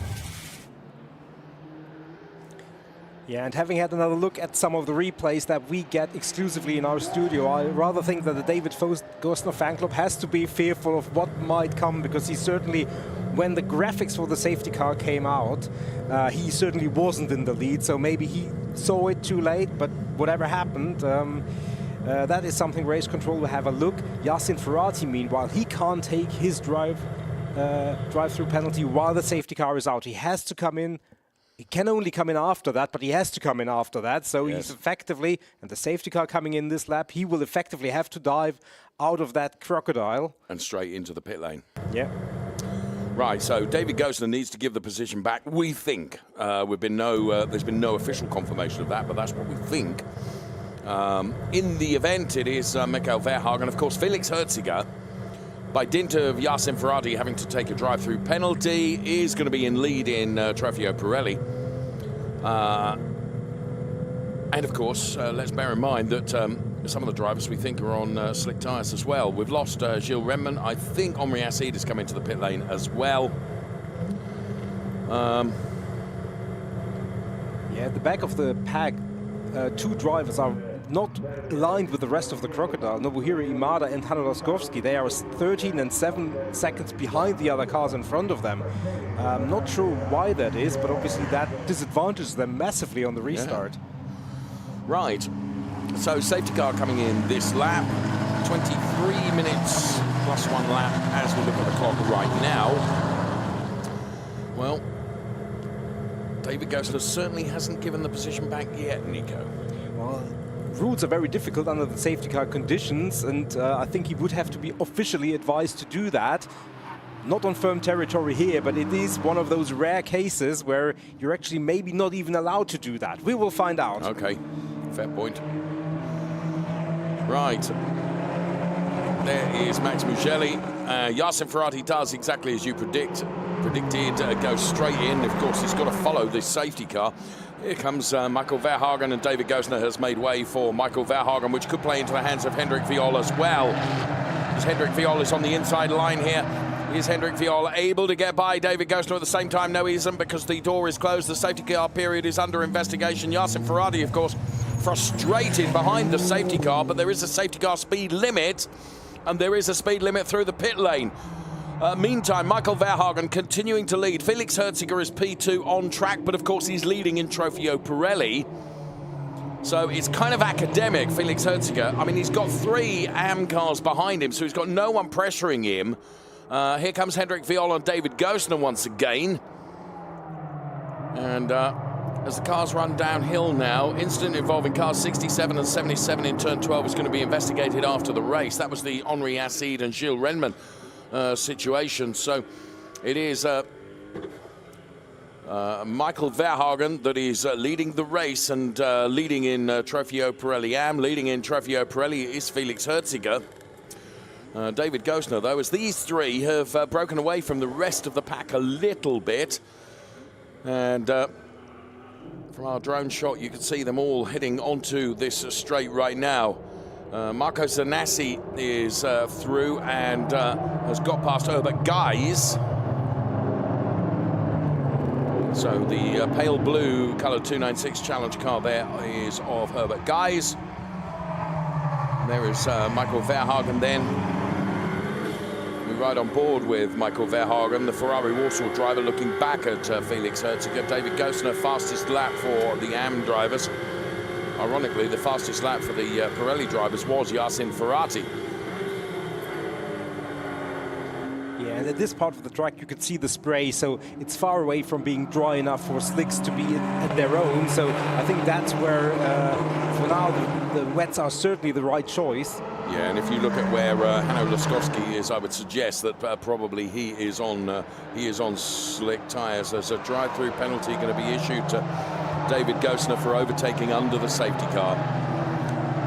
We called that as we thought we saw it, and unfortunately David Gosner, who's currently running P2 in Pirelli AM, is going to get a drive-through penalty. Yeah, and race control will say, yeah, David, you gave the position back, but actually overtaking under the safety car is a danger, is an issue of safety, and therefore you have to be penalized as well. Yeah, unfortunately. I mean, he recognized it, but unfortunately that is something where race control will take a firm line and say, you know, you have to be under control at the right moment, because something bad might happen there. And yeah, so that means Michael Verhagen has even more of a lead in the AMs, and Hendrik Viol and Marco Zanassi will be promoted positions, as will all the other AM drivers. Yes, you're absolutely right. So basically that means it will be Verhagen, Gosner, Viol, the top 3 in Pirelli AM. For Pirelli drivers, it's Michael Verhagen, Vincenzo Scarpetta and Max Mugelli. So we're on board with Michael Verhagen. Still spray coming up off the car. We've still got 20 minutes plus a lap of this race to do, though. So I just wonder, Nico, whether we're going to see some different lines from some of the drivers, whereas they will be searching out the damper parts of the circuit to keep the Pirelli wet weather tyres in their operating window, because they need to be kept wet for them to work effectively. For sure. And I think you can see that on the lower part of the track there is more moisture here at the start-finish straight where we are. It's much drier and there is much less spray the higher you come up the hill. So I think that also will make a difference of how the drivers will approach certain sectors. Here you can see there is significantly less spray than at the lower parts of the track. Well, David Gosner choosing not to take his drive-through penalty on this occasion. But he will have to take it within 3 laps of that having been notified to him. Yeah, and there you can see how the cars are going on the inside, on where the pit wall is. To pick up the moisture. Exactly. So Michael Verhagen leading ahead of Felix Herziger. It's academic though. Felix Herziger, whilst he might be only P2 on track, he is P1 in Trofeo Pirelli, and that's what counts for as far as he is concerned. Now Marco Zanassi and Hendrik Viol are having a really good battle. Marco Zanassi is marginally quicker than Hendrik Viol. He's got to find a way by, and he's not been able to do that thus far. They are both ahead of Herbert Guys and Andrew Morrow. Good showing from Andrew Morrow. Well done, Andrew. And diving to the inside of Marco Zanassi then was Vincenzo Scarpetta, but not quite close enough. Will he have a go now on this double apex? I don't think so. And great driving from Michael Verhagen, ahead of Felix Herziger. And it's Michael Verhagen that we ride on board with right now. Unbelievably, we've had a track limits warning for Vincenzo Scarpetta. I say unbelievably in these conditions. To be fair, I didn't think we would see a track limit issue, but clearly we have. It is only a warning, and he's got up to 3 of those to have before there's any penalty. Great sound of these 296 challenge cars then. Here are the top 3, but bear in mind the third one of these cars has got to take a drive-through penalty. Yeah, and Felix Herziger kind of, you know, he's in a different class, so he must feel like, what am I doing in this sandwich? One of the drivers is going to take a drive-through penalty, the other is a AM driver. Can I just have a normal race, please?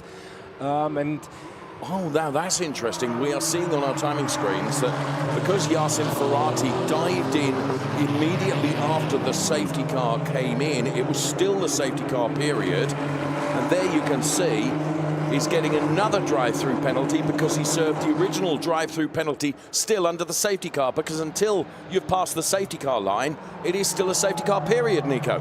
Oh, well, we're really into the intricacies of the rule book. David Gosner is in the pit lane, and certainly not especially happy about that, but you know, rules are rules. David Gosner has to go through the pit lane and will rejoin way down the order. And well, Michael Verhagen is still leading the race outright. Yasin Ferrati on his return had overtaken a number of cars as well, and now he's got to do it all over again. Not going to be a chipper chap at the end of this race, is he? So there we can see Hendrik Viol continuing to defend against Marco Zanassi. And both of them have got Vincenzo Scarpetta, who's looking very lively as well. Now, what Vincenzo Scarpetta needs to do is get past Zanassi and Hendrik Viol so that he can get on terms with Felix Herziger. But this is what makes the Ferrari Challenge Trofeo Pirelli racing so intriguing, because you've got the 2 categories. You've got the Pirelli drivers with the red strip across the top of the windscreen, and the AM drivers, of course, with the white strip across the top of the windscreen. Yeah, but on the track they are mixing it up, and especially in these straight, not normal conditions. You know, the difference between the Pirelli and the Pirelli AM drivers is often much narrower and negligible sometimes, isn't absolutely, and this is a perfect example of that. Andrew Morrow then on the inside of Herbert Guys here. He certainly took a look. Felix Herziger has got by Michael Verhagen, so now you've got 3 of the Trofeo Pirelli AM drives together, effectively, as Felix Herziger has got by Michael Verhagen. There is the driver of the PRM car, which is Andrew Morrow, who's running P7 in the race overall. It's P5 in Trofeo Pirelli AM. Former Ferrari Challenge UK Trofeo Pirelli champion Andrew Morrow. There's Herbert Guys, who's being chased by him. Then it is Max Mugelli right behind. James Owen, great to see James back racing again in the number 40 car. Let's ride on board right now and see what it's like from a driver's eye perspective inside the 296 Challenge car, then down the start finish straight, heading in towards turn number 1. We're on board with James Owen. And the telemetry on the car as well. James carrying as much speed as he can, trying to find a sweet spot for getting past David Acapazzi ahead of him. Back on the throttle goes James Owen. Up to 220 kilometers per hour, make it 221 before we lose the telemetry. And he takes a look at the inside of David Acapazzi. David Acapazzi and Max Mugelli are the 2 cars ahead of James Owen. Felix Herziger then trying to build up something of a gap over the rest of the pack, but here's Max Mugelli. Look how the cars are diving towards the inside to try and find the moisture, and James Owen is looking lively here. So this could be a position for James Owen to make up or two, I would say. James, of course, who took part in the Finale Mondiali and became a Ferrari Challenge champion, taking the Finale Mondiali event. Not only that, went off to do the FIA Winter Games, or Motorsport Games as they were, and was victorious in that as well. So James Owen, a very, very good driver, being coached this weekend by Bobby Thompson, equally a jolly good driver. But the order is Felix Herziger, P1 for Trofeo Pirelli. For our Pirelli AM drivers, it's Mikael Verhagen and Andrew Morrow. Again, takes a look at Herbert Guys here. This is the battle that's going on in Pirelli AM. Credit to all the drivers, Nico, with 12.5 minutes remaining plus 1 lap. There's some compelling racing going on here. Yeah, for sure, and very disciplined and fair racing throughout the pack. Even when there is an opportunity to put the nose in, everybody respectful and not going for a daredevil move, which would be oh so easy in these difficult conditions, and especially on a circuit where overtaking traditionally is so tricky, like here in Brno. But nobody is trying to force something that's not there. And there is Andrew Morrow, and he is now really, really putting the pressure on Herbert Guys. This is for P6 in the race overall, P4 in class.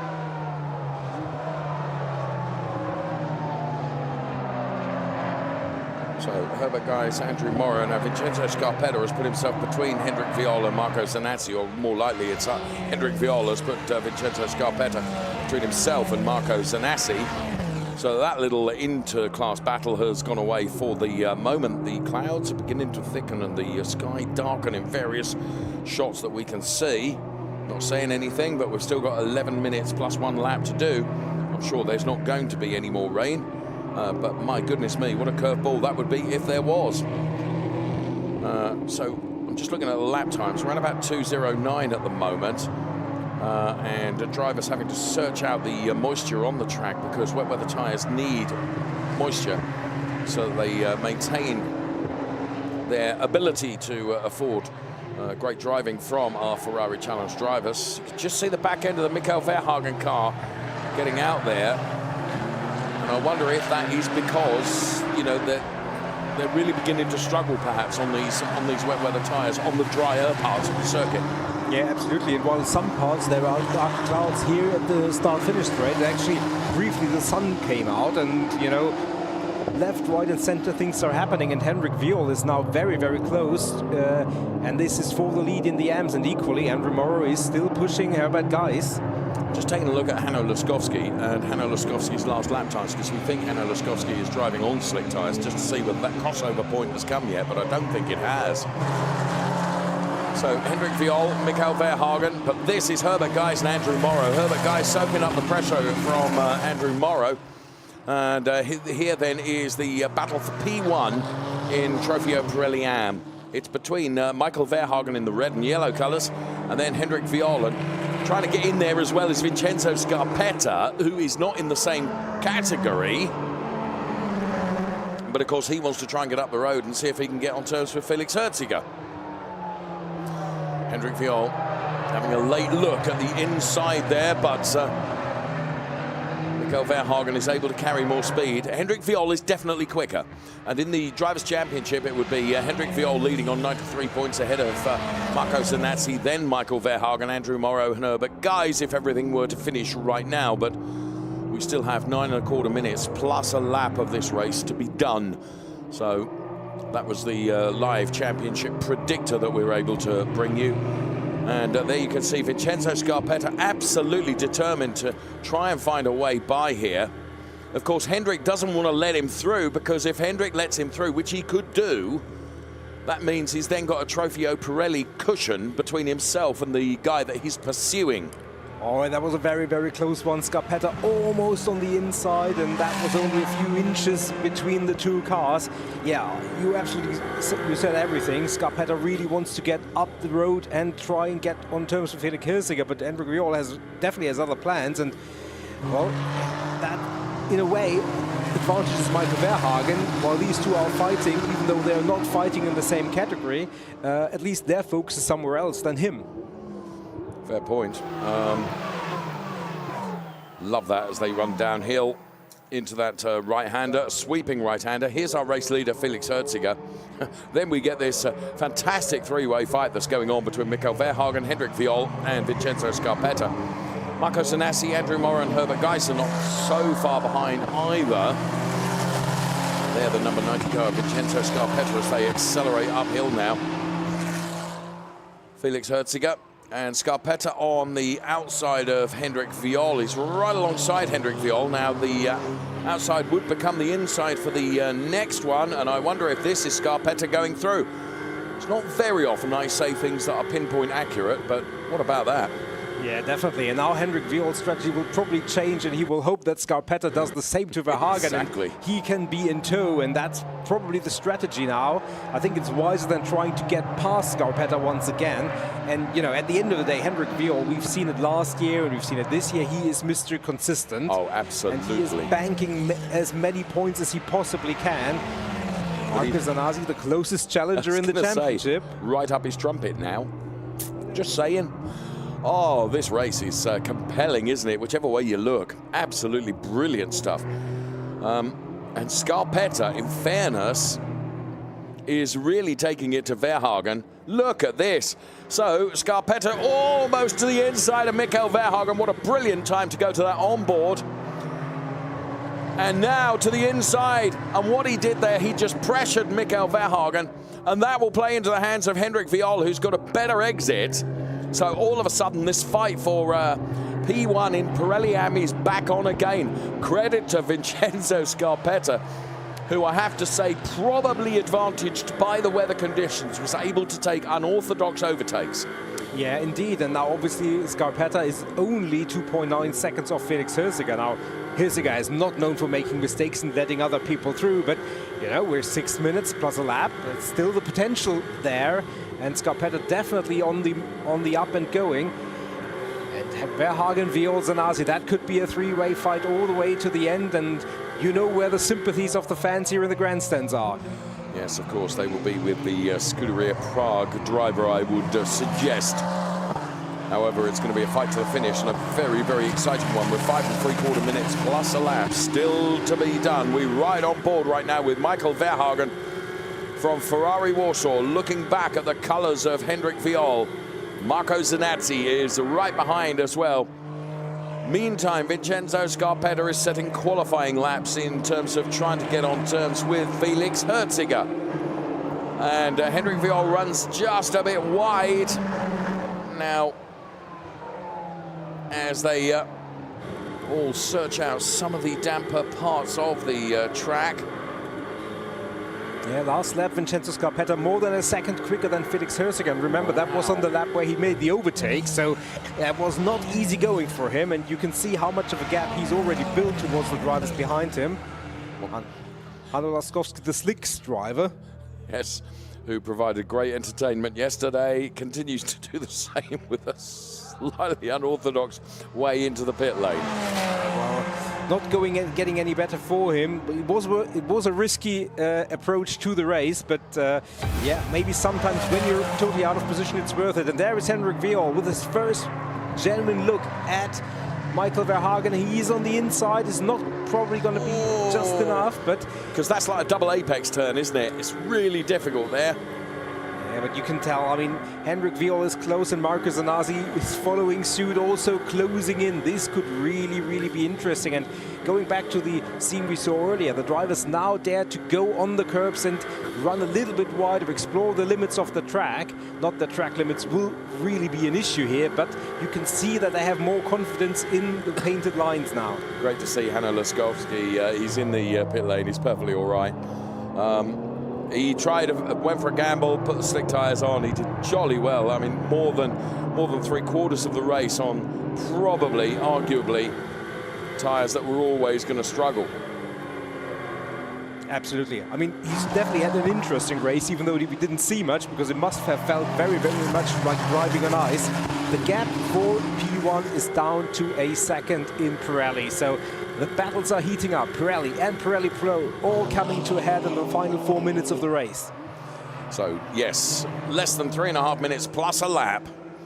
But the fight is on for the lead in terms of both Pirelli and Pirelli-Am, because Scarpetta now is within 7/10 of Felix Herziger. Look at the drivers here, we're all trying to find moisture to keep those wet weather tyres in the operating window. What a brilliant race this is from Ferrari Challenge Trofeo Pirelli and Pirelli-Am. We ride on board with Michael Verhagen, who is being chased by Hendrik Viol, the local driver, Scuderia Prague racing driver. Felix Herziger and Vincenzo Scarpetta for the lead in Trofeo Pirelli. For the Pirelli-Ams, it's Michael Verhagen and Hendrik Viol, as you can see. And here is Michael's driver coach from the Larry Tenvorder organization of driver coaches. Is Hendrik Viol on the inside of Michael Verhagen? Not quite. Yes.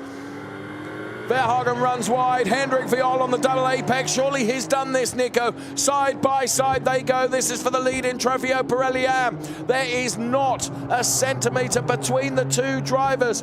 Brilliant, firm, but fair racing between the two of them. Absolutely remarkable. I have to say, now has Verhagen carried a bit too much speed? That allows Hendrik to get alongside him again.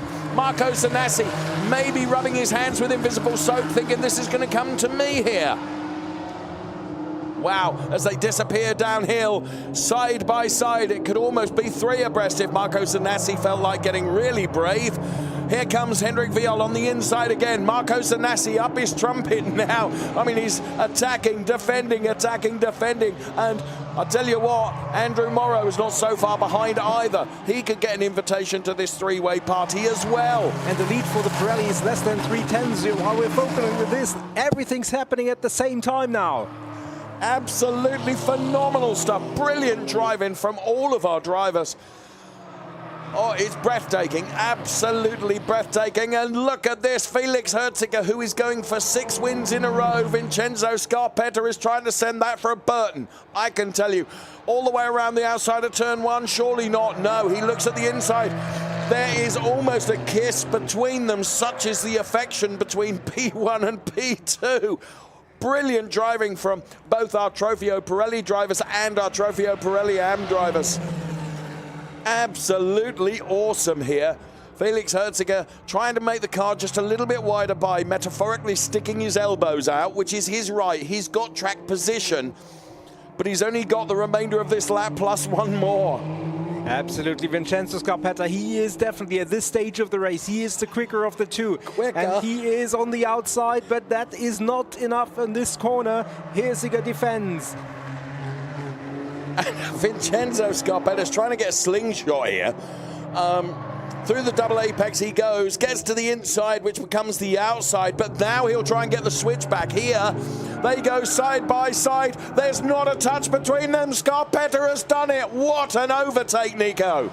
Wow, wow, wow. In the background, Verhagen still holding on, but under immense pressure. Scarpetta is up the road. I mean, that is remarkable stuff.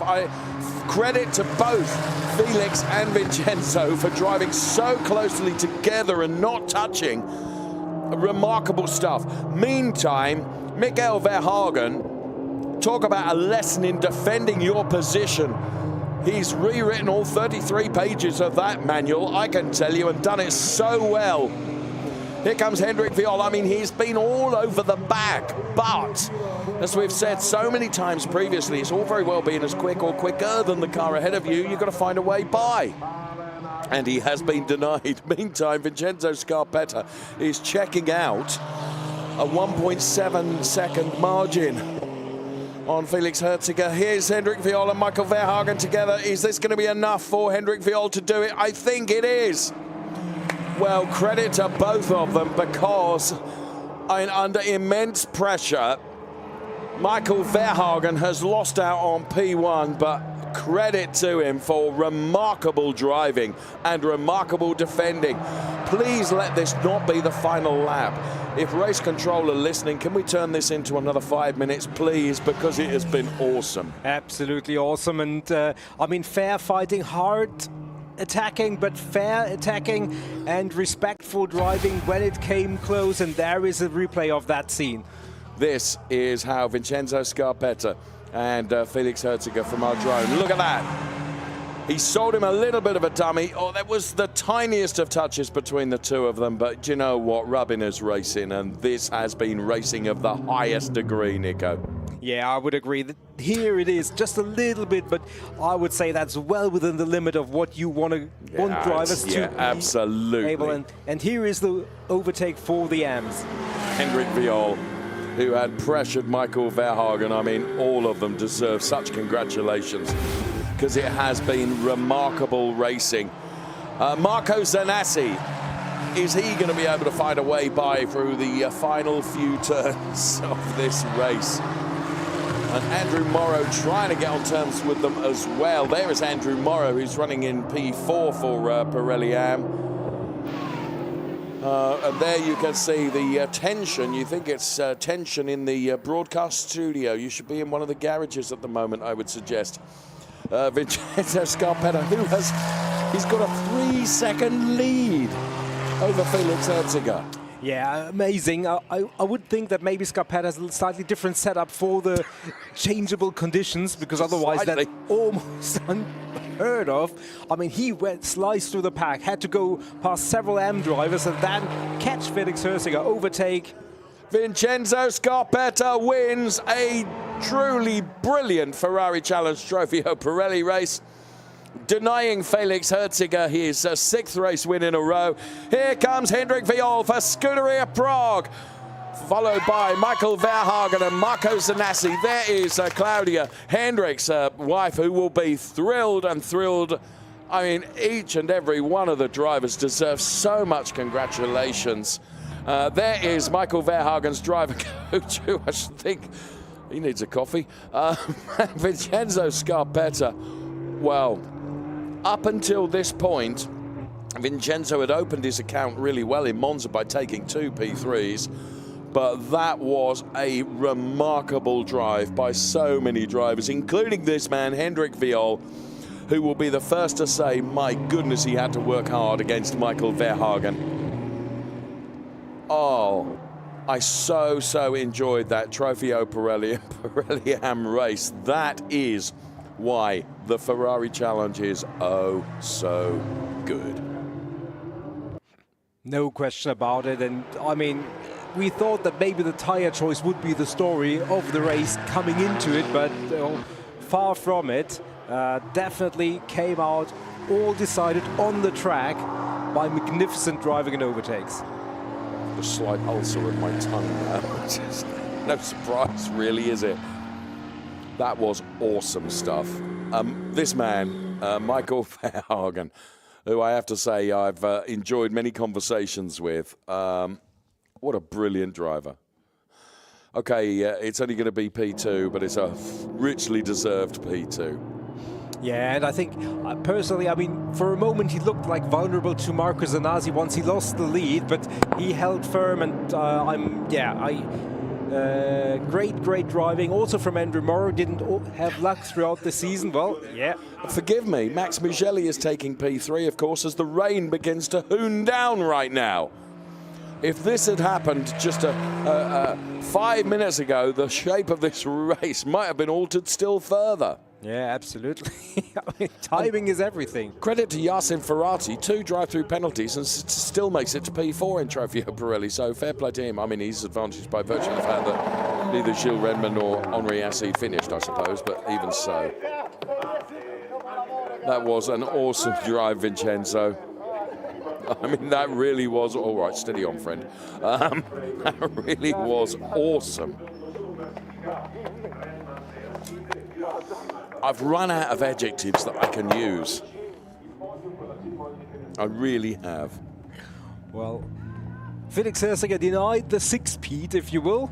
Stops his winning streak stops at 5 wins, but continues his success streak in P2. I don't know how he will feel about that, but yeah, I mean, valuable points for the championship. I think it's the consolation prize. And this is how a home win looks for you. Well, steady on. There's Claudio in there. Oh, brilliant stuff. classification in full. Vincenzo Scarpetta taking the win from Felix Herziger. Then it was Max Mugelli, Yassin Ferrati, Gilles Renman, and Henri Acide, regrettably non-classifications. Those were the Trofeo Pirelli drivers. Here the Pirelli Am drivers.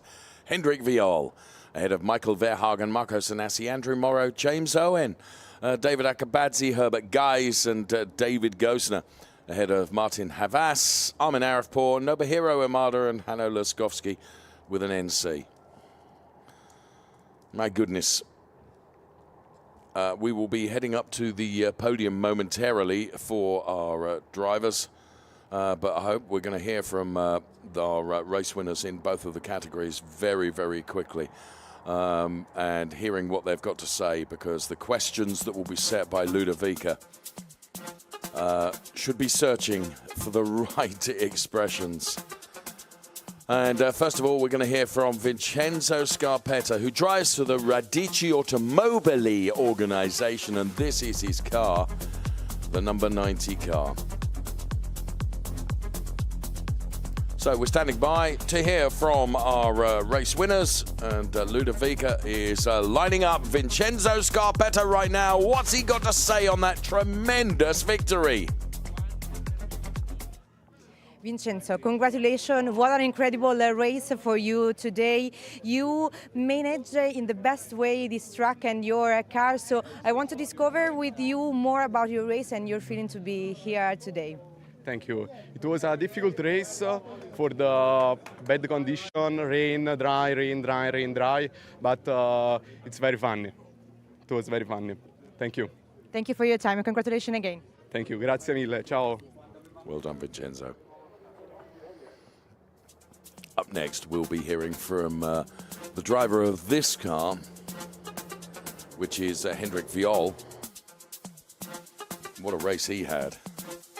He maintained that pressure on Michael Verhagen for lap after lap after lap, and in the end it paid off, but boy, he had to work really, really hard.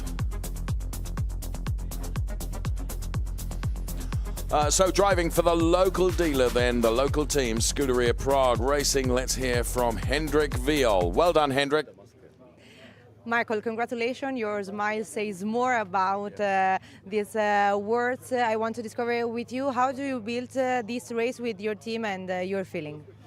It's an unbelievable feeling to win at home, and we built the race basically on that because we knew it will be dry in the end, to just keep the tires last, because I knew then we will have a good fight, and it worked out exactly as we imagined, and we're home, family, friends are here, so amazing. Thank you. Thank you. Well done, Hendrik Viol. And just to throw another spanner in the works, as you could see in the picture, the rain is gone, it's sunny again. Let's take a look at the highlights of Race 2 for Ferrari Challenge, Trofeo Pirelli and Trofeo Pirelli Am. As the cars lined up on the grid, there was some consternation as to what tyres to run. Should it be wet weather tyres? Should it be slicks? I think in the end, everyone just about thinking that wet weather tyres were going to be the rubber to go with.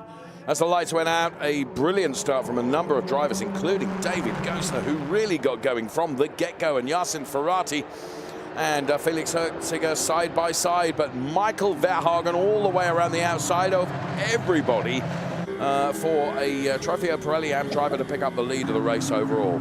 Henri Acide was trying very hard, but coming together with Gilles Renman would see the end of their races respectively, unfortunately. Henri Acide managing to dig the car out of that position remarkably and get it back to the safety of the pit lane.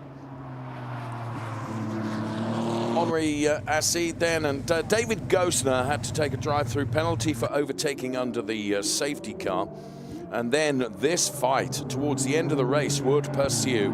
It was between Vincenzo Scarpetta and Felix Herziger. It was a brilliant race. So too was this between Michael Verhagen and Hendrik Viol. It was for the lead in each of the categories, and in the end, it would be Vincenzo Scarpetta that would be victorious for the Trofeo Pirelli drivers, and for the Pirelli Am drivers, it would be the local driver Hendrik Viol that would take the honours for Scuderia Prague Racing. What a phenomenal Trofeo Pirelli and Pirelli Am race it was, enjoyed by everyone that had the privilege of seeing it.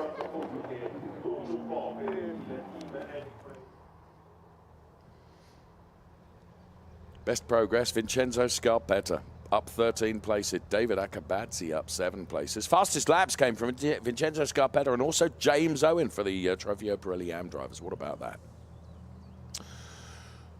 The drivers will be being readied for the podium.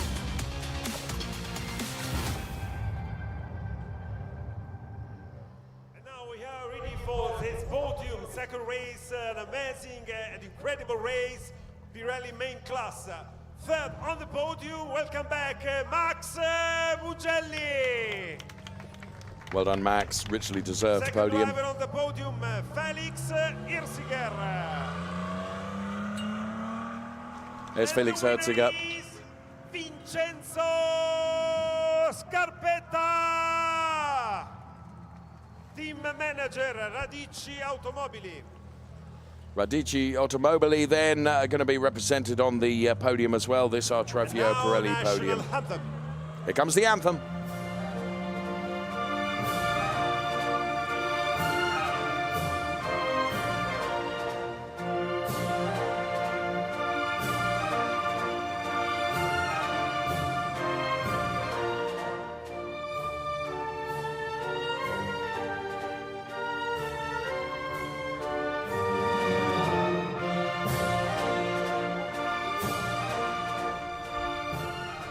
Il nostro applauso, our claps for the winners, and the trophy are presented by Giancarlo Fisichella, Ferrari ambassador driver. Ferrari ambassador driver Giancarlo Fisichella is there to make the trophy presentations. The trophy for Felix Irsiger, and for the winner Vincenzo Scarpetta. And Vincenzo Scarpetta, remember that race went for a jolly long time, I would think. Team manager and Giancarlo Fisichella. And now, guys, for drivers all on the first step of the podium. Team manager on the podium, okay? Lift. So they all get together on the podium for the photographs. And now Lucio Vergani, Pirelli Motorsport manager for Trofeo Pirelli. Lucio Vergani then from Pirelli. Vincenzo Scarpetta, Lucio on the podium. His rubber had to work hard today, that's for sure. Okay. And now wait a second, please, drivers, wait a second. Yeah, like they're going to do that, 3, Michele. 2, 1, champagne! Oh, it was Felix that won that race, I think. Yeah, definitely. P3, Max Mugelli. Welcome back to the podium for Max Mugelli. Not a winner today, but on the podium and with a good points haul is Felix Herziger.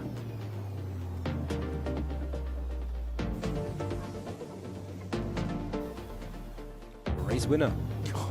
What a race win, Nico. What a race win, Vincenzo Scarpetta. So in the Drivers' Championship, Felix Herziger heads Yasin Ferrati and Vincenzo Scarpetta. They are the 1, 2, 3 in the Drivers' Championship. Max Mugelli up to P5. Gilles Remans remains P4. It's Quinn Vedlisbach missing this weekend, who drops down a position. Then it's Henri Acid and Dylan Medler and Bjorn Grossman, Enzo Trilli and Luigi Coluccio.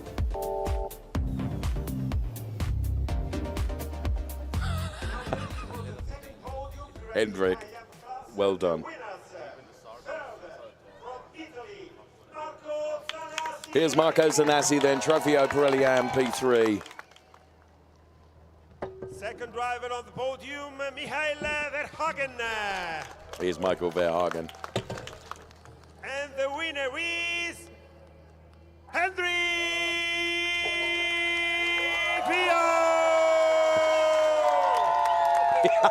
Team manager, Scuderia Pra Racing on the podium. Oh, well done to them all. Homewards are just a little bit sweeter than Albert. Of course. Here's the anthem.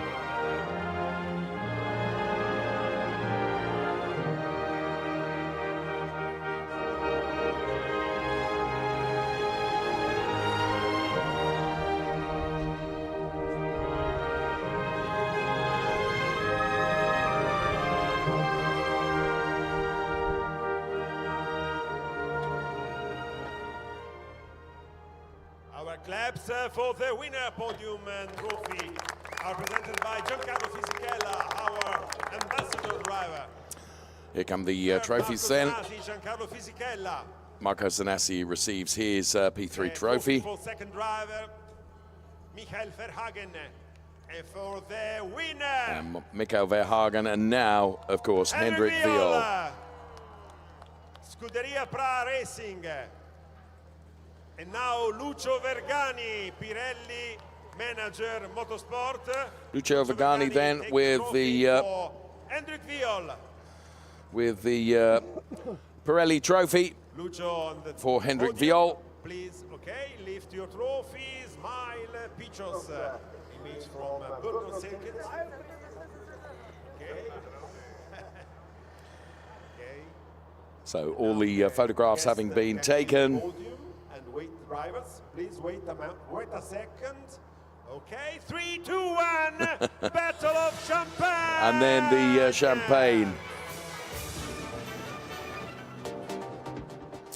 P3 for the Motor Service Pinetti Motorsport driver Marco Zanassi. P2 for the driver of car number 33, that's Michael Verhagen. And what a win for Hendrik Viol. Well done, Hendrik.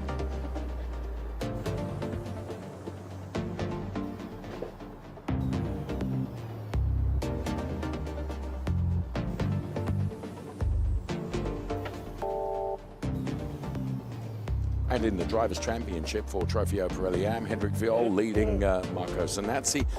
Then it is Michael Verhagen. Andrew Morrow is P4 in the Drivers' Championship, ahead of Herbert Guys, David Gosner, Hanno Laskowski, and Francesco Galli. They're ahead of David Akabazzi, James Owen, Matt Rosner, Nobuhiro Amada, Otto Blank, Danilo Del Favro, and Rafael Duran. Armin Arifpour is P16 with Gianmarco Marcialetti, Martin Havas, Andreas Berg Sorensen, and Faisal Shayer. Well, that has been one of the most extraordinary Ferrari Challenge Trofeo Pirelli races. It was a belter. Well done to all the drivers. Many, many congratulations. And, well, we look forward to seeing more Trofeo Pirelli racing, of course, when they go to the next event, which will be at Valencia in Spain. Meantime, of course, we've got a Cope Shell Am race still to come here at Brno in the Czech Republic. Thanks for watching. Bye-bye for now.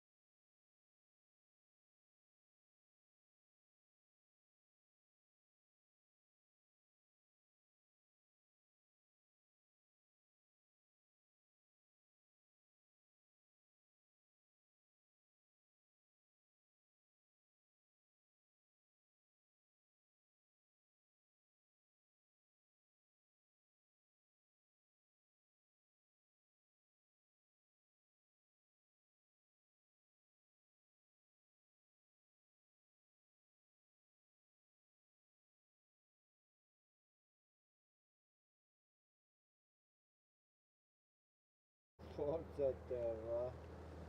Oh, sì,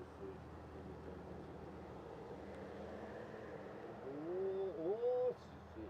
Tre parti, metto dentro un sacco, vedi come fa. Madonna, fila là. Forza pigrizia. Forza pigrizia. Madonna te. Chissà. Chissà. Forza te.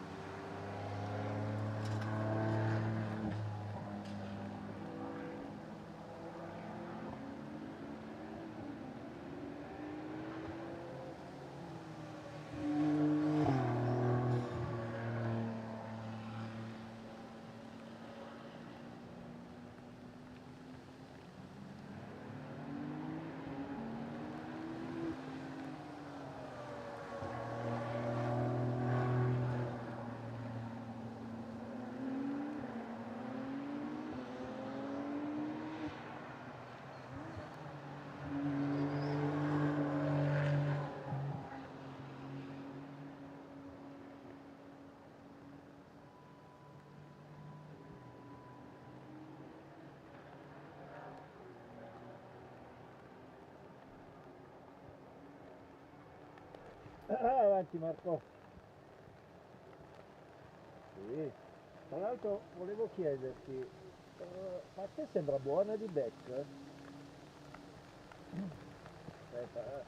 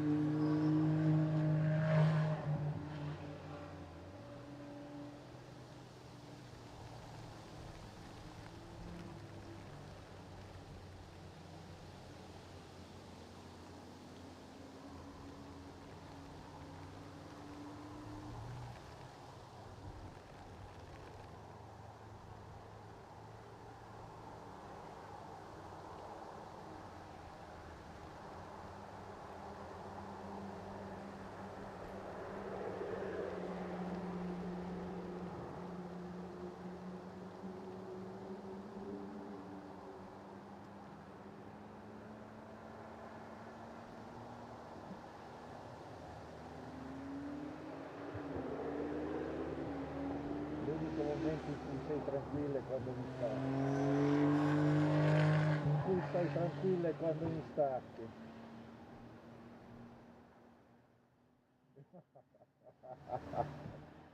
Cazzone uomo.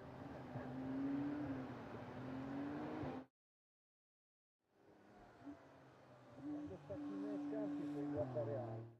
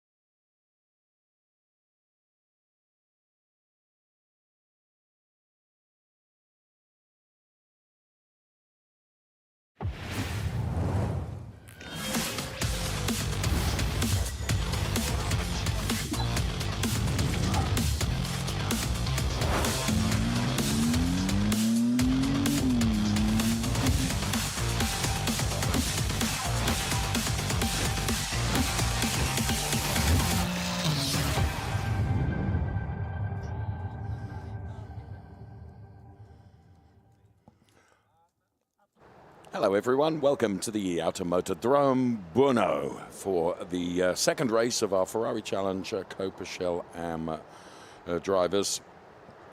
And it had stopped raining and now it's raining again. Pretty relentlessly, I would say, at the moment, but it's not supposed to last for very long, I'm told, but it's certainly going to be enough to make this race start behind the safety car. Here comes our formal welcome to Brno here in the Czech Republic, this roller coaster of a circuit, which is, I have to say, relished by most of our Ferrari Challenge drivers as a real test for them. It's a halfway point of our calendar when we reach the conclusion of this race before we head off for 2 weekends in Spain, Valencia and Barcelona. Then it's Spa-Francorchamps ahead of Mugello. For the Finale Mondiale event at the end of October. A lot of racing to come before then. As you can see, it is raining at the moment. Track temperature 19 degrees, air temperature 16 degrees. Alongside me, Nico Spalek from Germany. Hello. Hello. And yeah, giving you a little bit more intel on the weather, it is indeed raining. It's not supposed to last very long. Maybe around the race start, it could stop raining, but with the water coming down, I think there is no real question mark in terms of tyre choice. But we've been wrong before. We will find out. And that is Sven Schirmer, who I have to say, I think he's one of the drivers that would relish the wet conditions. He drives for Penske Sportwagen Hamburg. And yes, he's going from P2. Jan Salmon is going from P1. This is our Richard Mills safety car being driven this weekend by Antonio Tamburini. Yes, the start is going to be behind the safety car. As you can see on graphics, or in graphics on your screen right now, what that means is that probably, not absolutely, but probably, the drivers will do 2 laps behind the safety car before they're released. And the race will actually effectively start, Nico, as soon as the safety car leaves the grid. The 30-minute duration plus 1 lap will have started, forgive me. Indeed, that means effectively we will get a little bit less of actual race time because the safety car lap will count against the clock, but it's certainly the right decision in terms of safety and making sure everybody's on top of the conditions once it goes racing in earnest. Thank you. This is the Ainiko Rapato Corsa Ram driver. Shintaro Akatsu had a good qualifying. He goes from P4 today, so a second row start. It was also a very good qualifying from Pino Frascaro. I think it might be one of his best qualifyings this season. Certainly, he's going from P3 on the grid. The qualifying conditions, I have to say, Nico, you may recall from a few hours ago, were absolutely torrid. And there indeed is Pino Frascaro. Big shout out to Mrs. Pino, Pino's wife, who always keeps my colleague and myself certainly well stocked in terms of sweetness and chocolate and what have you. So thank you very much for your kindness to us. So we walking through the grid, Jan Salmon, Sven Schirmer, Pino Frascaro, Shintaro Akatsu, then it's Norakatsu Shibata, Guy Favre, Alois Mir. Ferrari Challenge Trofeo Pirelli races had been done, and it was time now for Copa Shell Am. Sven Schirmer, Andreas Koenig, all those drivers lining up in Copa Shell Am, ready to do battle on the track that is the Automotodrome Brno. Jan Sandman then, driver of the 186 car, Marshall standing by. We are ready to go racing. When the lights go out, and drag race to turn number 1 between Jan Salmon and Andreas Koenig. Giovanna Toniella looking good with a good start as well, and Andreas Koenig was absolutely determined to go all the way around the outside of Jan Salmon and made it stick. Paolo Scudieri was another driver that wanted to make up places, getting by Pino Frascaro. Stefano Guy was taking a look. He, of course, driver coach to Paolo Scudieri. Shintaro Akatsu was lining up the car of Pino Frascaro, and through he would go, and Pino losing out on 2 places eventually. So the Copa Shell Am race continued, and what a race it was. And you could see the grip was very difficult to come by on some occasions. Good avoidance by some drivers. Giovanna Toniella was having a brilliant race with Guy Favre in the 120 car, and that was a forceful but determined move to overtake. And then Shintaro Akatsu and Paolo Scudieri side by side. It would be Shintaro Akatsu that would take that little battle, but the battle of the race was for P1. And for lap after lap after lap, Andreas Koenig and Jan Sandman had gone for it, but in the end it would be Andreas Koenig that would be victorious. His team were delighted, and Sven Schirmer would take P3. Jan Sandman, of course, was P2, and Andreas Koenig celebrated atop his car. And that was the way it looked in race 1. How it will look in race 2, well, we'll find out. Very, very soon we will be going racing. There's the Paolo Scudieri car. Driver of car number 101, Paolo Scudieri. Very experienced Ferrari Challenge driver, focused on what he's got to do at the start of this race. He's going from P8 on the grid for the Samo car driver. Big thumbs up from Paolo Scudieri. Alongside him, Alois Mayer, Tommy Lindroth alongside as well, and they're looking through the window. You could just see the 120 of the Guy Favre car, the Scuderia FMA driver. His car is car number 120, but it is the Narikatsu Shibata car and Shintaro Akatsu, but it's the Shibata car that we're looking through, if you like, the Formula Racing car. Just wonder whether he was talking to his driver coach, because he was nodding away there in terms of final instructions and how we're going to handle this race. Nico, the rain has stopped. The rain has stopped. The sun is peeking through the clouds, so I don't think it's going to rain too hard again. But yeah, still no question about the tire choice. And just one final word: Andreas Koenig, we saw take the win. The qualifying, he had it off, and he's unfortunately not taking part in this race. No, let's recap the weekend so far right now.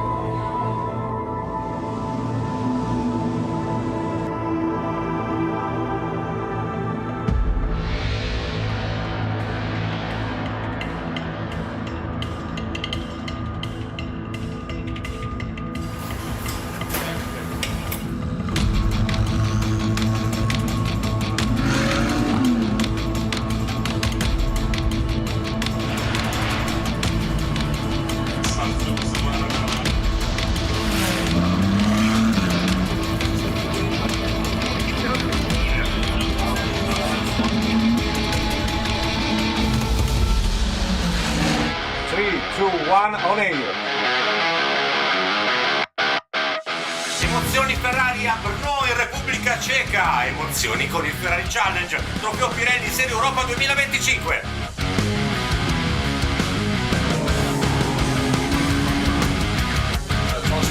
Crosses the trying line.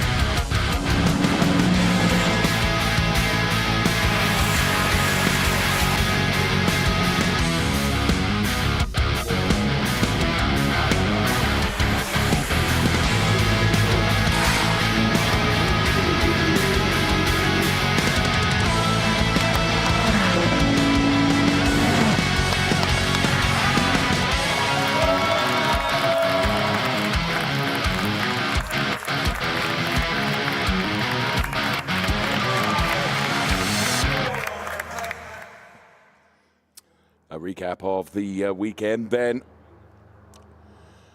Okay, we're heading to the race start very soon. In the meantime, this is the Brno circuit. Then 5.4 kilometers, 15 turns, 6 left, 9 right, opened in 1987. However, recently resurfaced in the Ferrari Challenge, the first championship to be stretching its legs on the new tarmac here. So that's something of an honor, I have to say, and we are ready to go. Race start is underway shortly. 30 minutes plus 1 lap, starting behind the safety car in 2, 1, go. I'll tell you what, that wasn't bad back timing. Right, the race has officially started behind the Richard Mille safety car, being driven by Antonio Tamburini. Lots of cloud above. Here comes the grid in full. Alexei Komarov, P12. Germano Toniella goes from P11. It's Alvaro Ramos from P10 and Tommy Lindroth from P9. To the fourth row of the grid where we find Paolo Scudieri and Alois Mir. They go from P8 and 7 respectively. Gei Fave and Norakatsu Shibata are P6 and 5. Second row of the grid, Shintaro Akatsu and Pino Frascaro. And then on the front row of the grid, Sven Schirmer and Jan Sammenick. Yeah, it was an interesting qualifying, as we already said, and Sven Schirmer was on the way to maybe snatching pole position away. A red flag caught him out, but Jan Sammon certainly earned that pole position. Okay, hi again. Today the qualifying session was quite exciting. We had many red flags.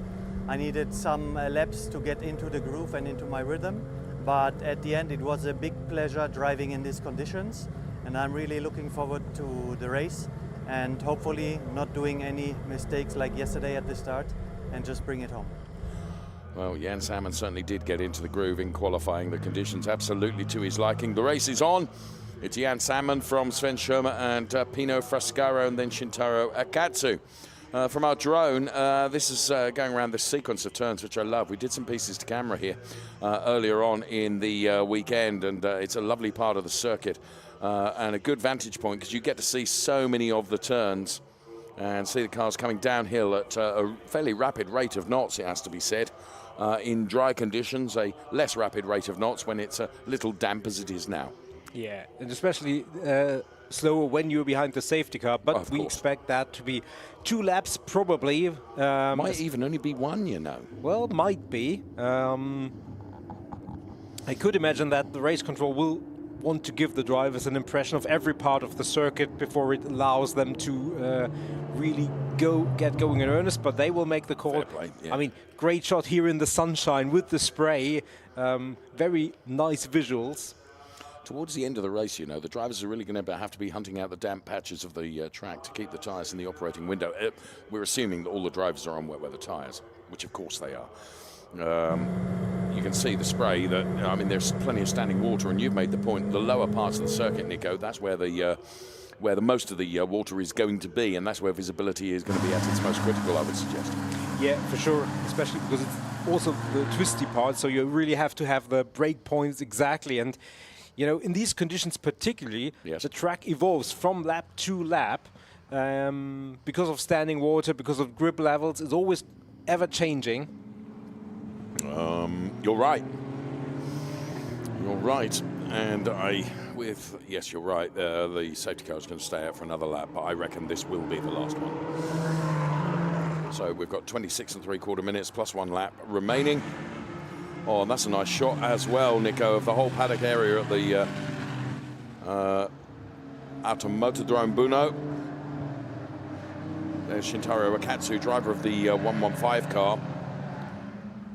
And we continue with that look then as they round turn number 1 and through the kink, which is turn number 2. Then on this straightaway, you can see the cars beginning to stretch their legs a little bit. Safety car is going to come in at the conclusion of this lap, and we will go to racing proper once that has gone in. But of course, there is no overtaking until you've crossed the safety car line, so do bear that in mind. Still a lot of spray coming up because there is a lot of standing water around, and the race is, as you quite rightly identified, it's going to be foreshortened by virtue of the fact that the first part of the duration of the race has been behind the safety car, inevitably slower than it would be ordinarily. Absolutely, and remember, it's going to be a single file restart, no 2 files at the end of this lap, so Jan Salmon will not have Sven Schirmer alongside. So Schirmer has to anticipate when Jan Salmon will give it all and accelerate. Very good point. Well made there. And Sven Schirmer certainly liking of these conditions, but so too Jan Salmon, you know, and we saw how well he performed in qualifying in very changeable conditions, and he had to contend with no end of red flags that suspended the session during qualifying earlier on today as well. Cloud formation above.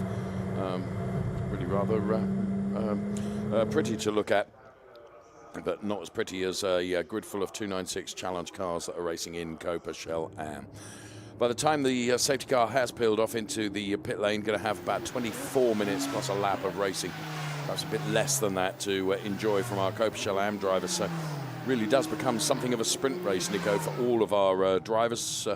Jan Salmon, Sven Schirmer, Pino Frascaro, Shintaro Akatsu, Norikatsu Shibata, Guy Favre, Alois Mir, Paolo Scudieri, Tommy Lindroth, Alvaro Ramos, Germana Toniella, and Alexei Komarov. Indeed, and they are now climbing towards the paddock and the start-finish straight. The safety car will peel off in just a few moments, I'm sure, and then it's going to be down to Jan Sandman. Indeed, he can control the start. Now, when he accelerates, he has to stay accelerated. He cannot accelerate, then decelerate. He's got to go for it. And there, the Richard Mills safety car, making sure all the cars are lined up then, as indeed they should be, before the Richard Mills safety car will head off to the pit lane and leave it to, I mean, Jan Salmon is crawling the cars up the hill, Nico. And now he's gone for it. I think Sven Schirmer anticipated it really rather well. In fact, so too did Pino Frascaro. As now Jan Salmon has gone for it, so too Sven Schirmer. No overtaking before the cars have passed the safety car line. And let's go racing proper then, as this Ferrari Challenge Copa Am race is on. So Sven Schirmer just diving out of the spray being chucked up by the Jan Salmon car. And already drivers trying to have a go here. Shintaro Akatsu coming under pressure from Norikatsu Shibata right at the start of the race. And there you can see where visibility is absolutely at a premium for each and every one of our drivers. And that's why you might see the cars dive out of the slipstream from behind, if only to be able to see where they're going, truthfully. So this first lap will be crucial and critical because they're up to as fast as they can go for the conditions that will allow. And side by side, this fight that's going on for P4 continues. Shintaro Akatsu, though, holding on to that P4 position for the moment. P1 for Jan Salmon, P2 for Sven Schirmer. About 8 tenths between them. I suspect that that might increase by the time the lap has concluded. Pino Frascaro, steadfast in P3. Paolo Scudieri, early on, going very, very quickly. This is going to become a three-way fight for P4 because Guy Favre is trying to buy into this as well and take the race to Nobuhiro Shibata.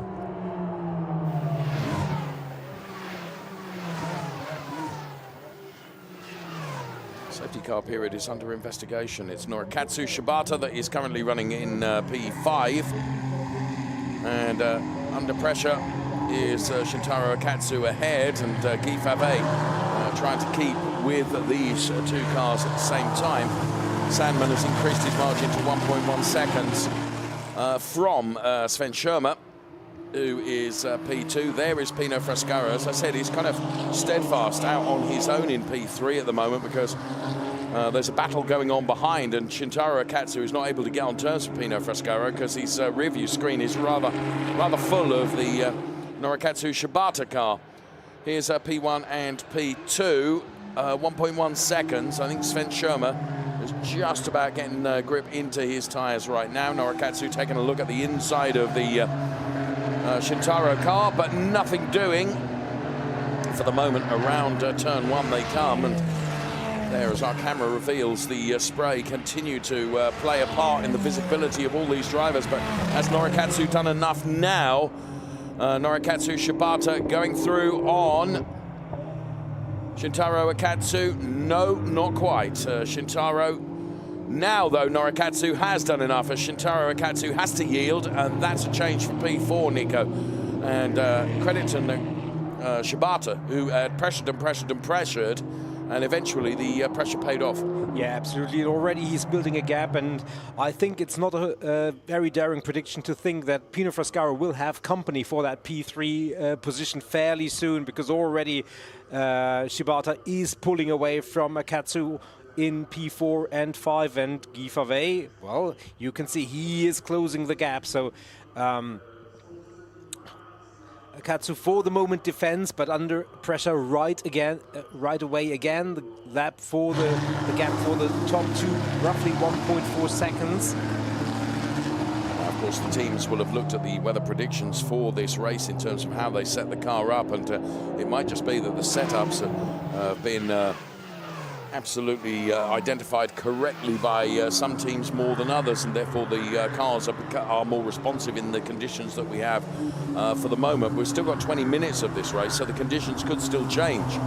But it is Sandman from Schirmer from Frascaro, and then it is Norikatsu Shibata, who is P4 at the moment. And as Nico quite rightly says, he's going to be right up the trumpet of Pino Frascaro very, very quickly, I would say. In fact, he's nearly on Pino right now, and here comes Guy Favet on Shintaro Akatsu, who gets a bit of a wobble on into that right-hander, but is able to hold on to that P5 position currently. So Pino Frascaro is going to be under pressure. Here comes Guy Favet then on Shintaro Akatsu, and in the meantime, Norikatsu Shibata takes a look at the inside of Pino Frascaro. Pino, though, is able to stick the car in the middle of the track, which gives him the maximum momentum around turn number 1, which worked, but I think it's a question of when, not if, Norikatsu Shibata will try and make that provisional final podium place his. So Pino Frascaro in the yellow and silver car, running P3 currently, and being chased down by the driver of car number 110 for Formula Racing, Norikatsu Shibata. There's Guy Favet, who's P6 at the moment. He's chasing Shintaro Akatsu. But it's the battle just ahead that we look at right now, and it is the battle for P4, Nico. Yeah, indeed. And we've seen, you said the setup may be a little bit different and a little better, advantaging some of the cars. We saw that in the previous race for Pirelli, where when the situation and the conditions changed, it seemed like some cars all of a sudden came into their own, and the difference and the gap in terms of lap times was visible. So whatever works at the beginning of the race, as now Guy Favet goes through on the inside. Well, that was an opportunistic move from Guy, but in fairness, racing room was left for him by Shintaro Akatsu, who didn't close the door. It could so easily have been a collision, but it wasn't. So well done to Guy. He goes through to pick up that P5 place. Shintaro Akatsu loses out and may also lose out to Awasmer in just a moment. Meantime, Pino Frascaro shown clean pair of heels to Norikatsu Shibata. Fair play, Pino. Good driving, good racing. Sandman with 1.5 seconds over Sven Schirmer at the moment. This is Guy Favet in a replay of his overtake. And there you can see the 120 car going through. So this is our race leader, Jan Sandman, ahead of Sven Schirmer to the tune of 1.486. At the moment, fastest lap, though, coming from Sven Schirmer. Is the car beginning to come to Sven Schirmer, Nico? Yeah, the gap was only 1/10, so no big margins. Meanwhile, the 199 car, and that is Alexei Komarov, is giving a drive-through penalty for overtaking under the safety car period. I would believe that would have been just he effectively jumped the start and overtook before he had crossed the safety car line. We didn't quite see it, but that is where you usually are most susceptible to making such a mistake. There's Andrea Gagliardini and Max Blancardi. They are driver coaches to this driver, Sven Schirmer, who, it has to be said, was quite grumpy at the end of qualifying, Nico. I think Sven would be the first to admit that, because he was on a flying lap in qualifying just as a red flag came out. Yeah, exactly. And the incident was behind him, so he had a clear path to the timing line. But, you know, rules are rules. That's how race control officiated it, and the red flag meant his lap didn't count. In fairness, he would have still had to continue the lap and get the pole position. But so it was P2 for him. But yeah, he wasn't enamored with the decision, and P2. He certainly wasn't. Here's Scudieri, who is having got by Alwasmer, is now on Shintaro Akatsu. Germano Toniella has moved up to P10 as Alexei Komarov and Alvaro Ramos running in P11 and P12. There is Paolo Scudieri, though, running P7 at the moment. His driver coach is Stefano Guy, as we see confirmation of the drive-through penalty for overtaking under the safety car period for car 199, which is Alexei Komarov. Alexei will take his drive-through penalty. Pino Frascaro, fair play, Pino. He's seen off the challenge from Norikatsu Shibata for the moment. And Guy Favre is very nearly on them as well. And here comes Paolo Scudieri looking at the inside of Shintaro Akatsu, but nothing doing on this occasion. 14.5 minutes plus a lap of this Ferrari challenge. Copa Am race to come. So progress having been made by some drivers and some having dropped back, including Shintaro Akatsu, who potentially might lose another place now to Paolo Scudieri, who's pushing really hard. Still plenty of spray. I mean, you know, there is still a lot of water out there on track, Nico. Yeah, absolutely, and it's especially visible in the sunshine, which effectively illuminates the spray even more. And there is Paolo Scudieri now on the inside, unless he's overshot the turn, and I don't think he has. That's an overtake well done, and Shintaro Akatsu, I mean, there is no rest for him, because the moment he's overtaken, immediately the next car is onto him, as we see Alexei Komarov taking that drive-through penalty and therefore effectively dropping to the end of the grid. So Paolo Scudieri clearly quicker than Shintaro Akatsu. As we've said more than once, though, it's all very well being quicker than the car in front of you. You've got to find a way by. Well, Paolo has managed to do that. Sven Schirmer has not encroached on the Jan Sandman lead at all. It's 2.7 seconds, the margin now between P1, which would just go through on screen, and P2. So Sven Schirmer has got something of a lonely existence out there in P2 at the moment. Here is Paolo Scudieri with a repeat of that overtake. He set it up really rather nicely, and Shintaro Akatsu gave him racing room rather than closing the door.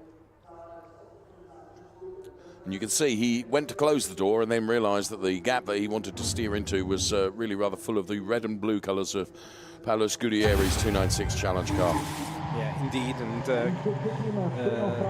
there you can see that Scudieri's already moved up the order. Now, Pino Frascaro, his best finish this season has been P4, so a podium would be a first one for the season. And richly deserved, however, Shibata also would like to have that P3 position, or potentially even more, of course, but for the time being, P3 would be in his target sights.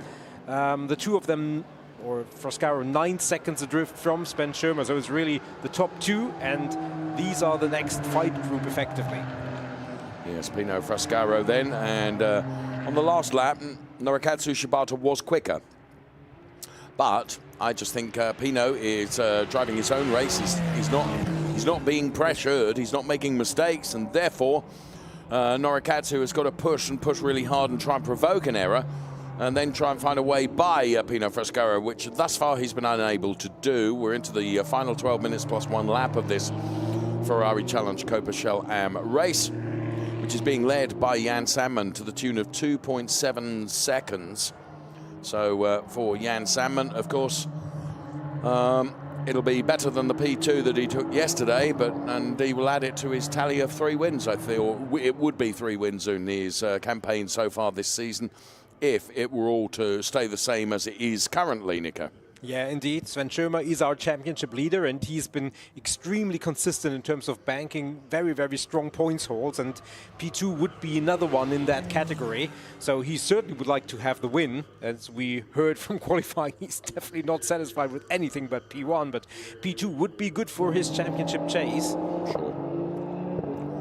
So Frascaro, again, you see, but I think Norikatsu Shibata is being quite clever here. He's not keeping the pressure on all the time. He's going at it just when he feels it's right, as Alwas Meyer now is taking a look at Shintaro Akatsu, and Tommy Lindroth not far behind Alwas Meyer either, driving the 127 car. May I say it's a welcome return to Tommy Lindroth, who's been missing from racing for a couple of events, but he's back. Very welcome addition to the paddock, the characterful Tommy Lindroth.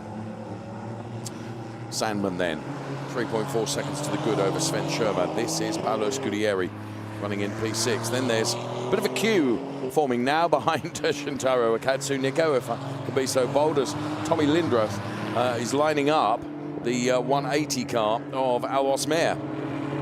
Yeah, Meyer would really want to get up the road and overtake, but as long as he's effectively stuck behind Akatsu, that means Tommy Lindroth gets closer and closer and closer, and this we've seen this time and time again. You look, how can you get past the other car? And oh, all of a sudden I've lost the position. Become vulnerable, don't you? Indeed. And Tommy Lindroth is definitely an experienced racer, and he's seen so much, and he's also been driving in these conditions more than once. So this is not something that will phase him. No, you are so right. Shintaro Akatsu, though, defending for all he's worth, and that is his right to so do, as Tommy is certainly searching out the damper parts of the track, and I think that's playing into the hands of the handling of the 127 car, if I'm honest with you. Wet weather tyres work really, really well when they're wet. Therefore, more difficult when the track is drying, which it is. There's been no further rain. So that's why you will see drivers perhaps take unorthodox lines, Nico, like Sven Schirmer is doing right behind, trying to find the damper parts of the circuit. There is Jan Salmon leading the race with, what have we got, just under 9 minutes of the race. We briefly saw his driver coach, Charlie Hollings. Charlie and Jan, a formidable combination, I have to say, is working really, really well. And Jan always credits Charlie for being responsible for a lot of his success. And there you can see Sven Schirmer with a different trajectory on track. As in live championship, it would be Sven Schirmer still P1, but Jan Salmon and Andreas Koenig P2 and P3. Jan Salmon would move up 2 positions if he's able to seize the win in this race. So in terms of the Drivers' Championship, Nico, there's still a lot of racing to be done. But of course, every point that you can bank pay dividends come the end of the season. Yeah, absolutely. Given that we have 8 rounds this year, we get to enjoy the Ferrari Challenge Europe 8 times here on track, and this is the 4th round, so we will have half-time scoring effectively by the end of this race. And yeah, Jan Salmon definitely moving up. Now also banking consistent points is Tommy Lindroth having a look. Certainly showing his face, also seeking the wet parts and having a little bit more of visibility outside of the spray area. But he's really, really closing in on Meyer now, and in return he can't attack Akatsu in front of him. Yes, we follow the Tommy Lindroth all red 296 Challenge car then on Alois Meer.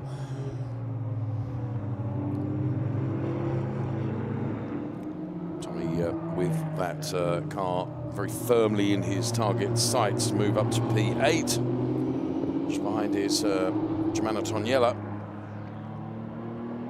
And then it's Alvaro Ramos and Alexei Komarov. Jan Salmon with 2.7 seconds to the good leads the Ferrari Challenge Cope-Chalam race at the moment, and we've got just under 7 minutes and a lap to go on drying conditions here. And as our drone follows the Tommy Lindroth car in its pursuit of Alois Meyer, just ahead around this newly resurfaced track, and you can really tell it's been resurfaced. I recall when last we were here, there were elements and parts of the track which were quite bumpy. It's now almost billiard table smooth with that lovely new tarmac, Nico. Yeah, and we talked to George Senajotta from the Repauticals Ram team, and he said the track alone makes 2 seconds of a difference in dry conditions. And given last time we were here with the 488 Challenge Evo, we're now here with a 296. That adds another 4 seconds or so in the dry. So talk about 6 seconds quicker on a 2-minute lap. That is quite a big difference. Last time around, Jan Salmon at 2:11.417. Sven Schirmer 2:11.195, clawed a little bit back, but not significantly. And with 5 minutes 50 seconds remaining, I rather think Jan Salmon is managing that gap. Yeah, I think you're right. I think you're right. Tommy Lindroth has, despite the pressure that he's put onto Alois, he's not found a way by yet. And you can see he takes a completely different line down the start-finish straight, and that is for visibility purposes as well as grip purposes. So through into turn 1 they go. We're following the cars that are running P7, 8 and 9 at the moment. There they are. Shintaro Akatsu running P7, Alois Meyer P8, and Tommy Lindroth running in P9. Now Pino Frescaro holding on to this P3 position. I just wonder whether Norikatsu Shibata, Nico, is just waiting for the final few moments of this race before he'll perhaps reignite his wick and have another go. What do you reckon? Well, I think that would be a sound strategy. Equally, I think Pino Frescaro hasn't made any mistake, hasn't put a wheel wrong thus far, and therefore it has been very difficult for Shibata to find an opening. So good driving from both of them, but yeah, I mean, he wouldn't be a racing driver if he felt content with just following him across the line. So yeah, expect more drama, or at least more potential overtakes to come towards the end of this race. And Shibata, especially when the prize is a position on the podium, we would surely try and seek that out. If anything, Pino is just extending that gap still further, I think. It's up to 9/10 between P3 and P4. Fair play, Pino Frescaro. There we look at the Pino team. Rosso Corsa, who of course, engineer Pino Frescaro. Oh, I think I heard something going very sideways then, Nico, or certainly some Pirelli tyres protesting, and sure enough, I think it is Pino Frescaro. Oh, and he was just on the heels of setting the fastest sector overall in the second sector. Now he's going to recover from there, and he's going to recover in a still decent position, not anything like a podium position, which is a huge pity. It would have been his first podium of the season, and he was performing so well, but at least he got it back going and is still in P6. But yeah, it was a big sideways moment for Pino. Of course, that played nicely into the hands of Norikatsu Shibata, who has picked up that P3 place now. What a shame for Pino Frescaro. Nicolas Schiro said it all, really. Yeah. Such a pity, I think, were his exact words. I think they were exact. You could lip read as well. Well, good recovery from Pino Frescaro, though, who has managed to recover to P6, which is remarkable. Yeah, and he's not content with that now. Yeah, he's now to put the pressure on Paolo Scudieri, who in turn thinks, well, where did that yellow car come from? Well, actually, I know where it came from, but why is it now in my back rearview mirror? Yes, you're right. Here's Jan Sandman and Sven Schirmer, the P1 and P2 drivers, in this Ferrari Challenge Copa Shell-Am Race 2 here at Brno.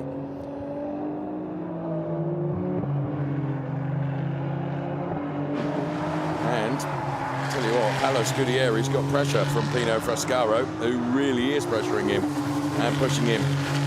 Pino wants to move up to P5. And Paolo is going to have to adopt a defensive strategy here. It's Jan Sandman, 4.8 seconds to the good over Sven Schirmer, then Norikatsu Shibata, who, he won't mind me saying, was really rather gifted, that P3. I mean, he was certainly putting the pressure on Pino, and undoubtedly Pino felt that pressure, and that's when that mistake came. So, with 1.5 minutes plus 1 lap remaining, there's Guy Favet, who is driver of the 120 car, running P4. Paolo Scudieri P5, Pino Frescaro P6. Jan Sandman, though, by 4.748 seconds, the leader of this race, as another lap is put in the book. It's going to be this lap plus 1 more, I would suggest, before the conclusion of this race. Tommy Lindrath still not having found a way past Alois Meyer. Continuing to have a go. There's Paolo. There's Pino. And as the sun beats down onto the moist 5.4 kilometers of tarmac here at the Brno circuit, reaching the closing stages of this Ferrari Challenge Copa Shell-Am race. Amazingly, the Jan Sandman-Sven Schirmer gap has been the same for the last 2 laps. I say amazingly, but I think they're both just managing their races, and Sven Schirmer knows that banking points is sometimes just as important as going all heck for leather in terms of trying to take that P1 position. So, Sandman, Schirmer, Shibata. Tommy Lindroth that we follow with our drone, tracking the Tommy Lindroth car, running P9 at the moment, chasing down Alois Meyer. And the clock has counted down to 0, so we will start the +1 lap, if you like, when Jan Sandman crosses the timing line. And here is Pino Frascaro, who is continuing to pressure Paolo Scudieri. There's virtually nothing between them. It's P5 and P6 that is being contested here between these two drivers. Climbing uphill now. Paolo normally is able to absorb pressure really well. Jan Sandman has crossed the timing line, as indeed has Sven Schirmer, as we start the final lap of this Ferrari Challenge Copa Am Race 2 of this weekend. Stefano Guy is driver coach 2, Paolo Scudieri, and there you can see him in his office. In the meantime, there's the Rosso Corsa team. So Paolo Scudieri and Pino Frascaro start their final lap of this race. Tommy Lindroth, who has sat beside and alongside and behind Alois Meyer for lap after lap after lap in the 127 car, which is currently running P9. It's now or never for those drivers to make their moves on the cars that are in front of them. Frascaro now, Paolo Scudieri.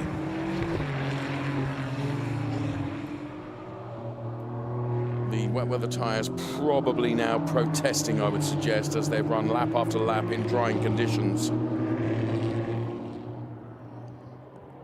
Jan Sandman, 4.5 seconds to the good over Sven Schirmer. Then it is Norikatsu Shibata, who driving the 110 car. He's been on the podium this season. He took a P3 in the second race at Monza. Yeah, and he's got more than 10 seconds to the front and behind him after Pino Frascaro had that off, so he is effectively now in a really lowly position. And there is Frascaro. He really would like to at least move up one position after that misfortune, but Scudieri, cool, calm and collected in defense. And I think Pino's being really fair as well, isn't he? You know, in these conditions, it would be very easy to stick your nose just where it's not wanted. In the hope of going through, but it would also be very easy to cause a coming together. No such misfortune for this man, Jan Sandman, who has rounded the final turn and therefore will head to the checkered flag and win in Brno. Well done, Jan Sandman, P1 for him. There's Charlie, his driver coach. Here comes Sven Schirmer for P2. And then a bit of a gap before we see Norikatsu Shibata, who will head for the checkered flag as well to take P3. There he is, Norikatsu then taking that P3 place. Guy Favre, Paolo Scudieri and Pino Frascaro is driver of the 140 car. Guy Favre crosses the timing line, P4, his best results so far this season. Then Paolo Scudieri and Pino Frascaro, they will be ahead of Shintaro Akatsu, Alois Meyer, Tommy Lindroth, Germana Toniela, Alvaro Ramos and Alexei Komarov. Well done to Jan Sandman. That's his third win of the season. He's taken a P2 and a P1 here this weekend, so it's been a good points haul for Jan Sandman this weekend. And well done to Sven Schirmer, who has been winless since the first race in Misano, Nico. He's had plenty of podiums, but hasn't taken the win. Yeah, absolutely, but he just scores consistently, and we saw the live championship earlier, and he just keeps on aggregating those points, and that makes it very difficult for everybody else to really close the gap in large quantities. Now we still have 8 more races, so he should have a win ideally at some point again, and maybe that also explains why he wasn't so happy with not having the opportunity to try to go for pole. But good consistent driving, and I think it's still fair mentioning that Sven Schirmer has improved significantly from last season, so he and his driver coaches have really unlocked even more of his potential than he showed last year. I would agree with that. Yes, I would agree with that. That's a very fair analysis. The order on the left-hand side of your screen then of how the cars finished in that second of our Copa Shell Am races here at the Brno circuit. And there is Sven Schirmer.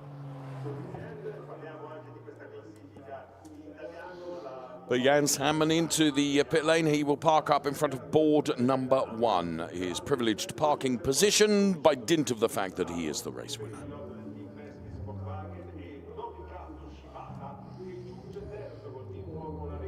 And there he is, and parks up. Here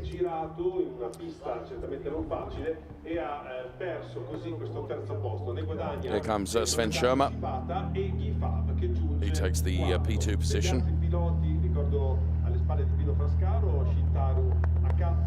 And Norikatsu Shibata will be P3. Alois Meir in ottava, Tommy Lindroth nono, Germana Togliella in decima posizione, poi Alvaro Ramos e Alexei Komarov. Grazie ancora Martin e Tonda. There's Sven Schirmer out of his 296 Challenge car. Sort of shrugs his shoulders, Nico, a bit.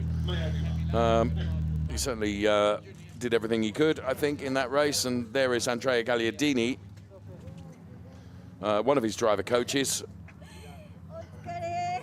And Norikatsu Shibata out of the car. Look at that. Second podium of the season. Well done. Bravo, bravo. Here's confirmation of the result then.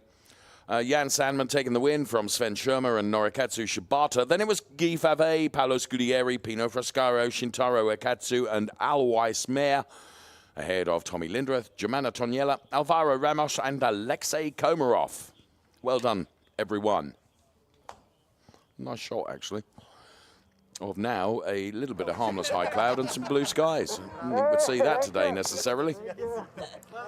Look at the emotions with the Ferrari Challenge. Tempted to say something there, but I probably won't. We're going to hear from Jan Sandman for Kessel Racing in due course. Of course, he the race winner.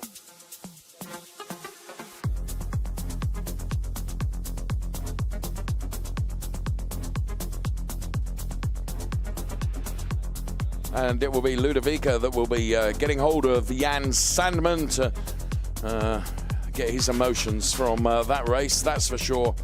And let's hear from him now. Many congratulations, Jan Sandman. Wow, Jan, congratulations. What an incredible race for you in a very tricky condition. You made the best setup and managed the race in the best way with your team.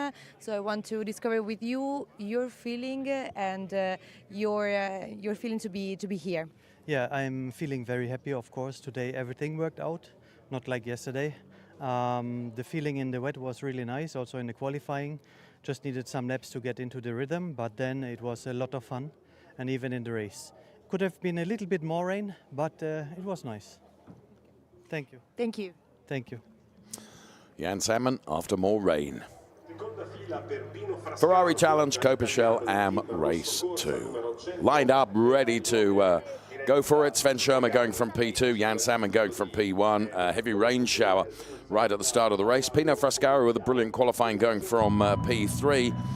The start was going to be behind the Richard Mille safety car for obvious reasons, because visibility and grip was going to be at a premium right at the start of the race. Once the safety car had peeled off, though, after a couple of laps, well, Jan Sandman, who certainly wanted these conditions, was going to make hay while the sun did not shine, and he escaped up the road. Well, there were a number of drivers under threat, including Shintaro Akatsu, and lots going on as Guy Favre was another driver that was able to put himself ahead of the 115 car of Shintaro Akatsu. And Paolo Scudieri in the 101 car doing a very good job of getting by the car of Shintaro Akatsu right here, as you can see. It was a forceful move, but one that he made stick. Now, Pino Frascaro found the back end of the car going around, and that was a great shame. He was under some pressure from Norikatsu Shibata, it has to be said, but a good recovery. But it would be Jan Sandman that would take the win in race 2. And it was a good race win. Sven Schirmer taking P2 and Norikatsu Shibata would take P3 in the second race of our Copa Shell AM drivers here at the Brno circuit in the Czech Republic. So congratulations to our race winner, Jan Sandman. Up next, we will head to the podium.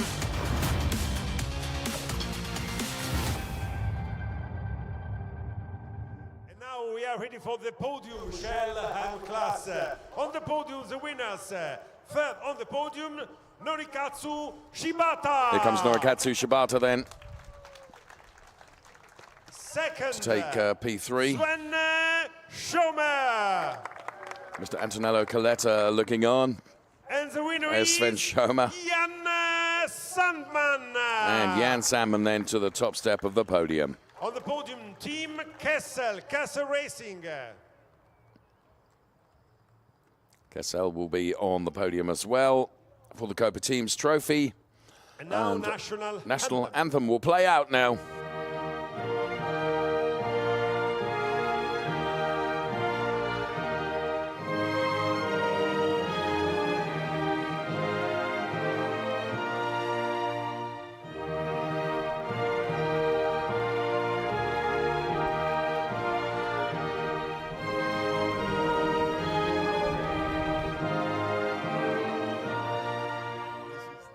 Anthem plays out then.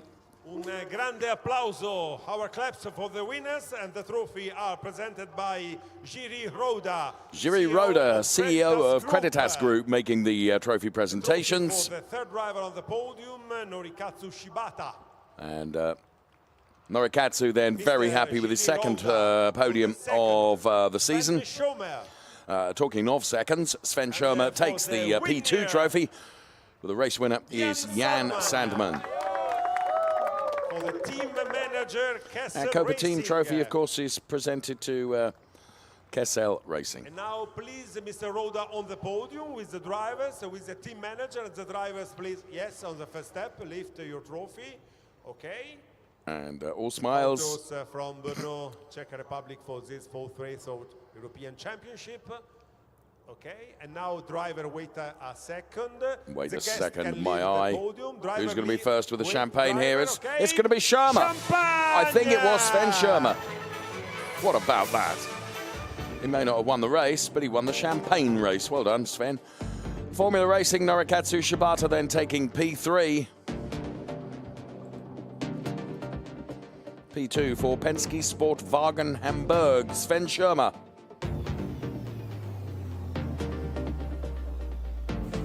And P1 for Kessel Racing, Jan Sandman.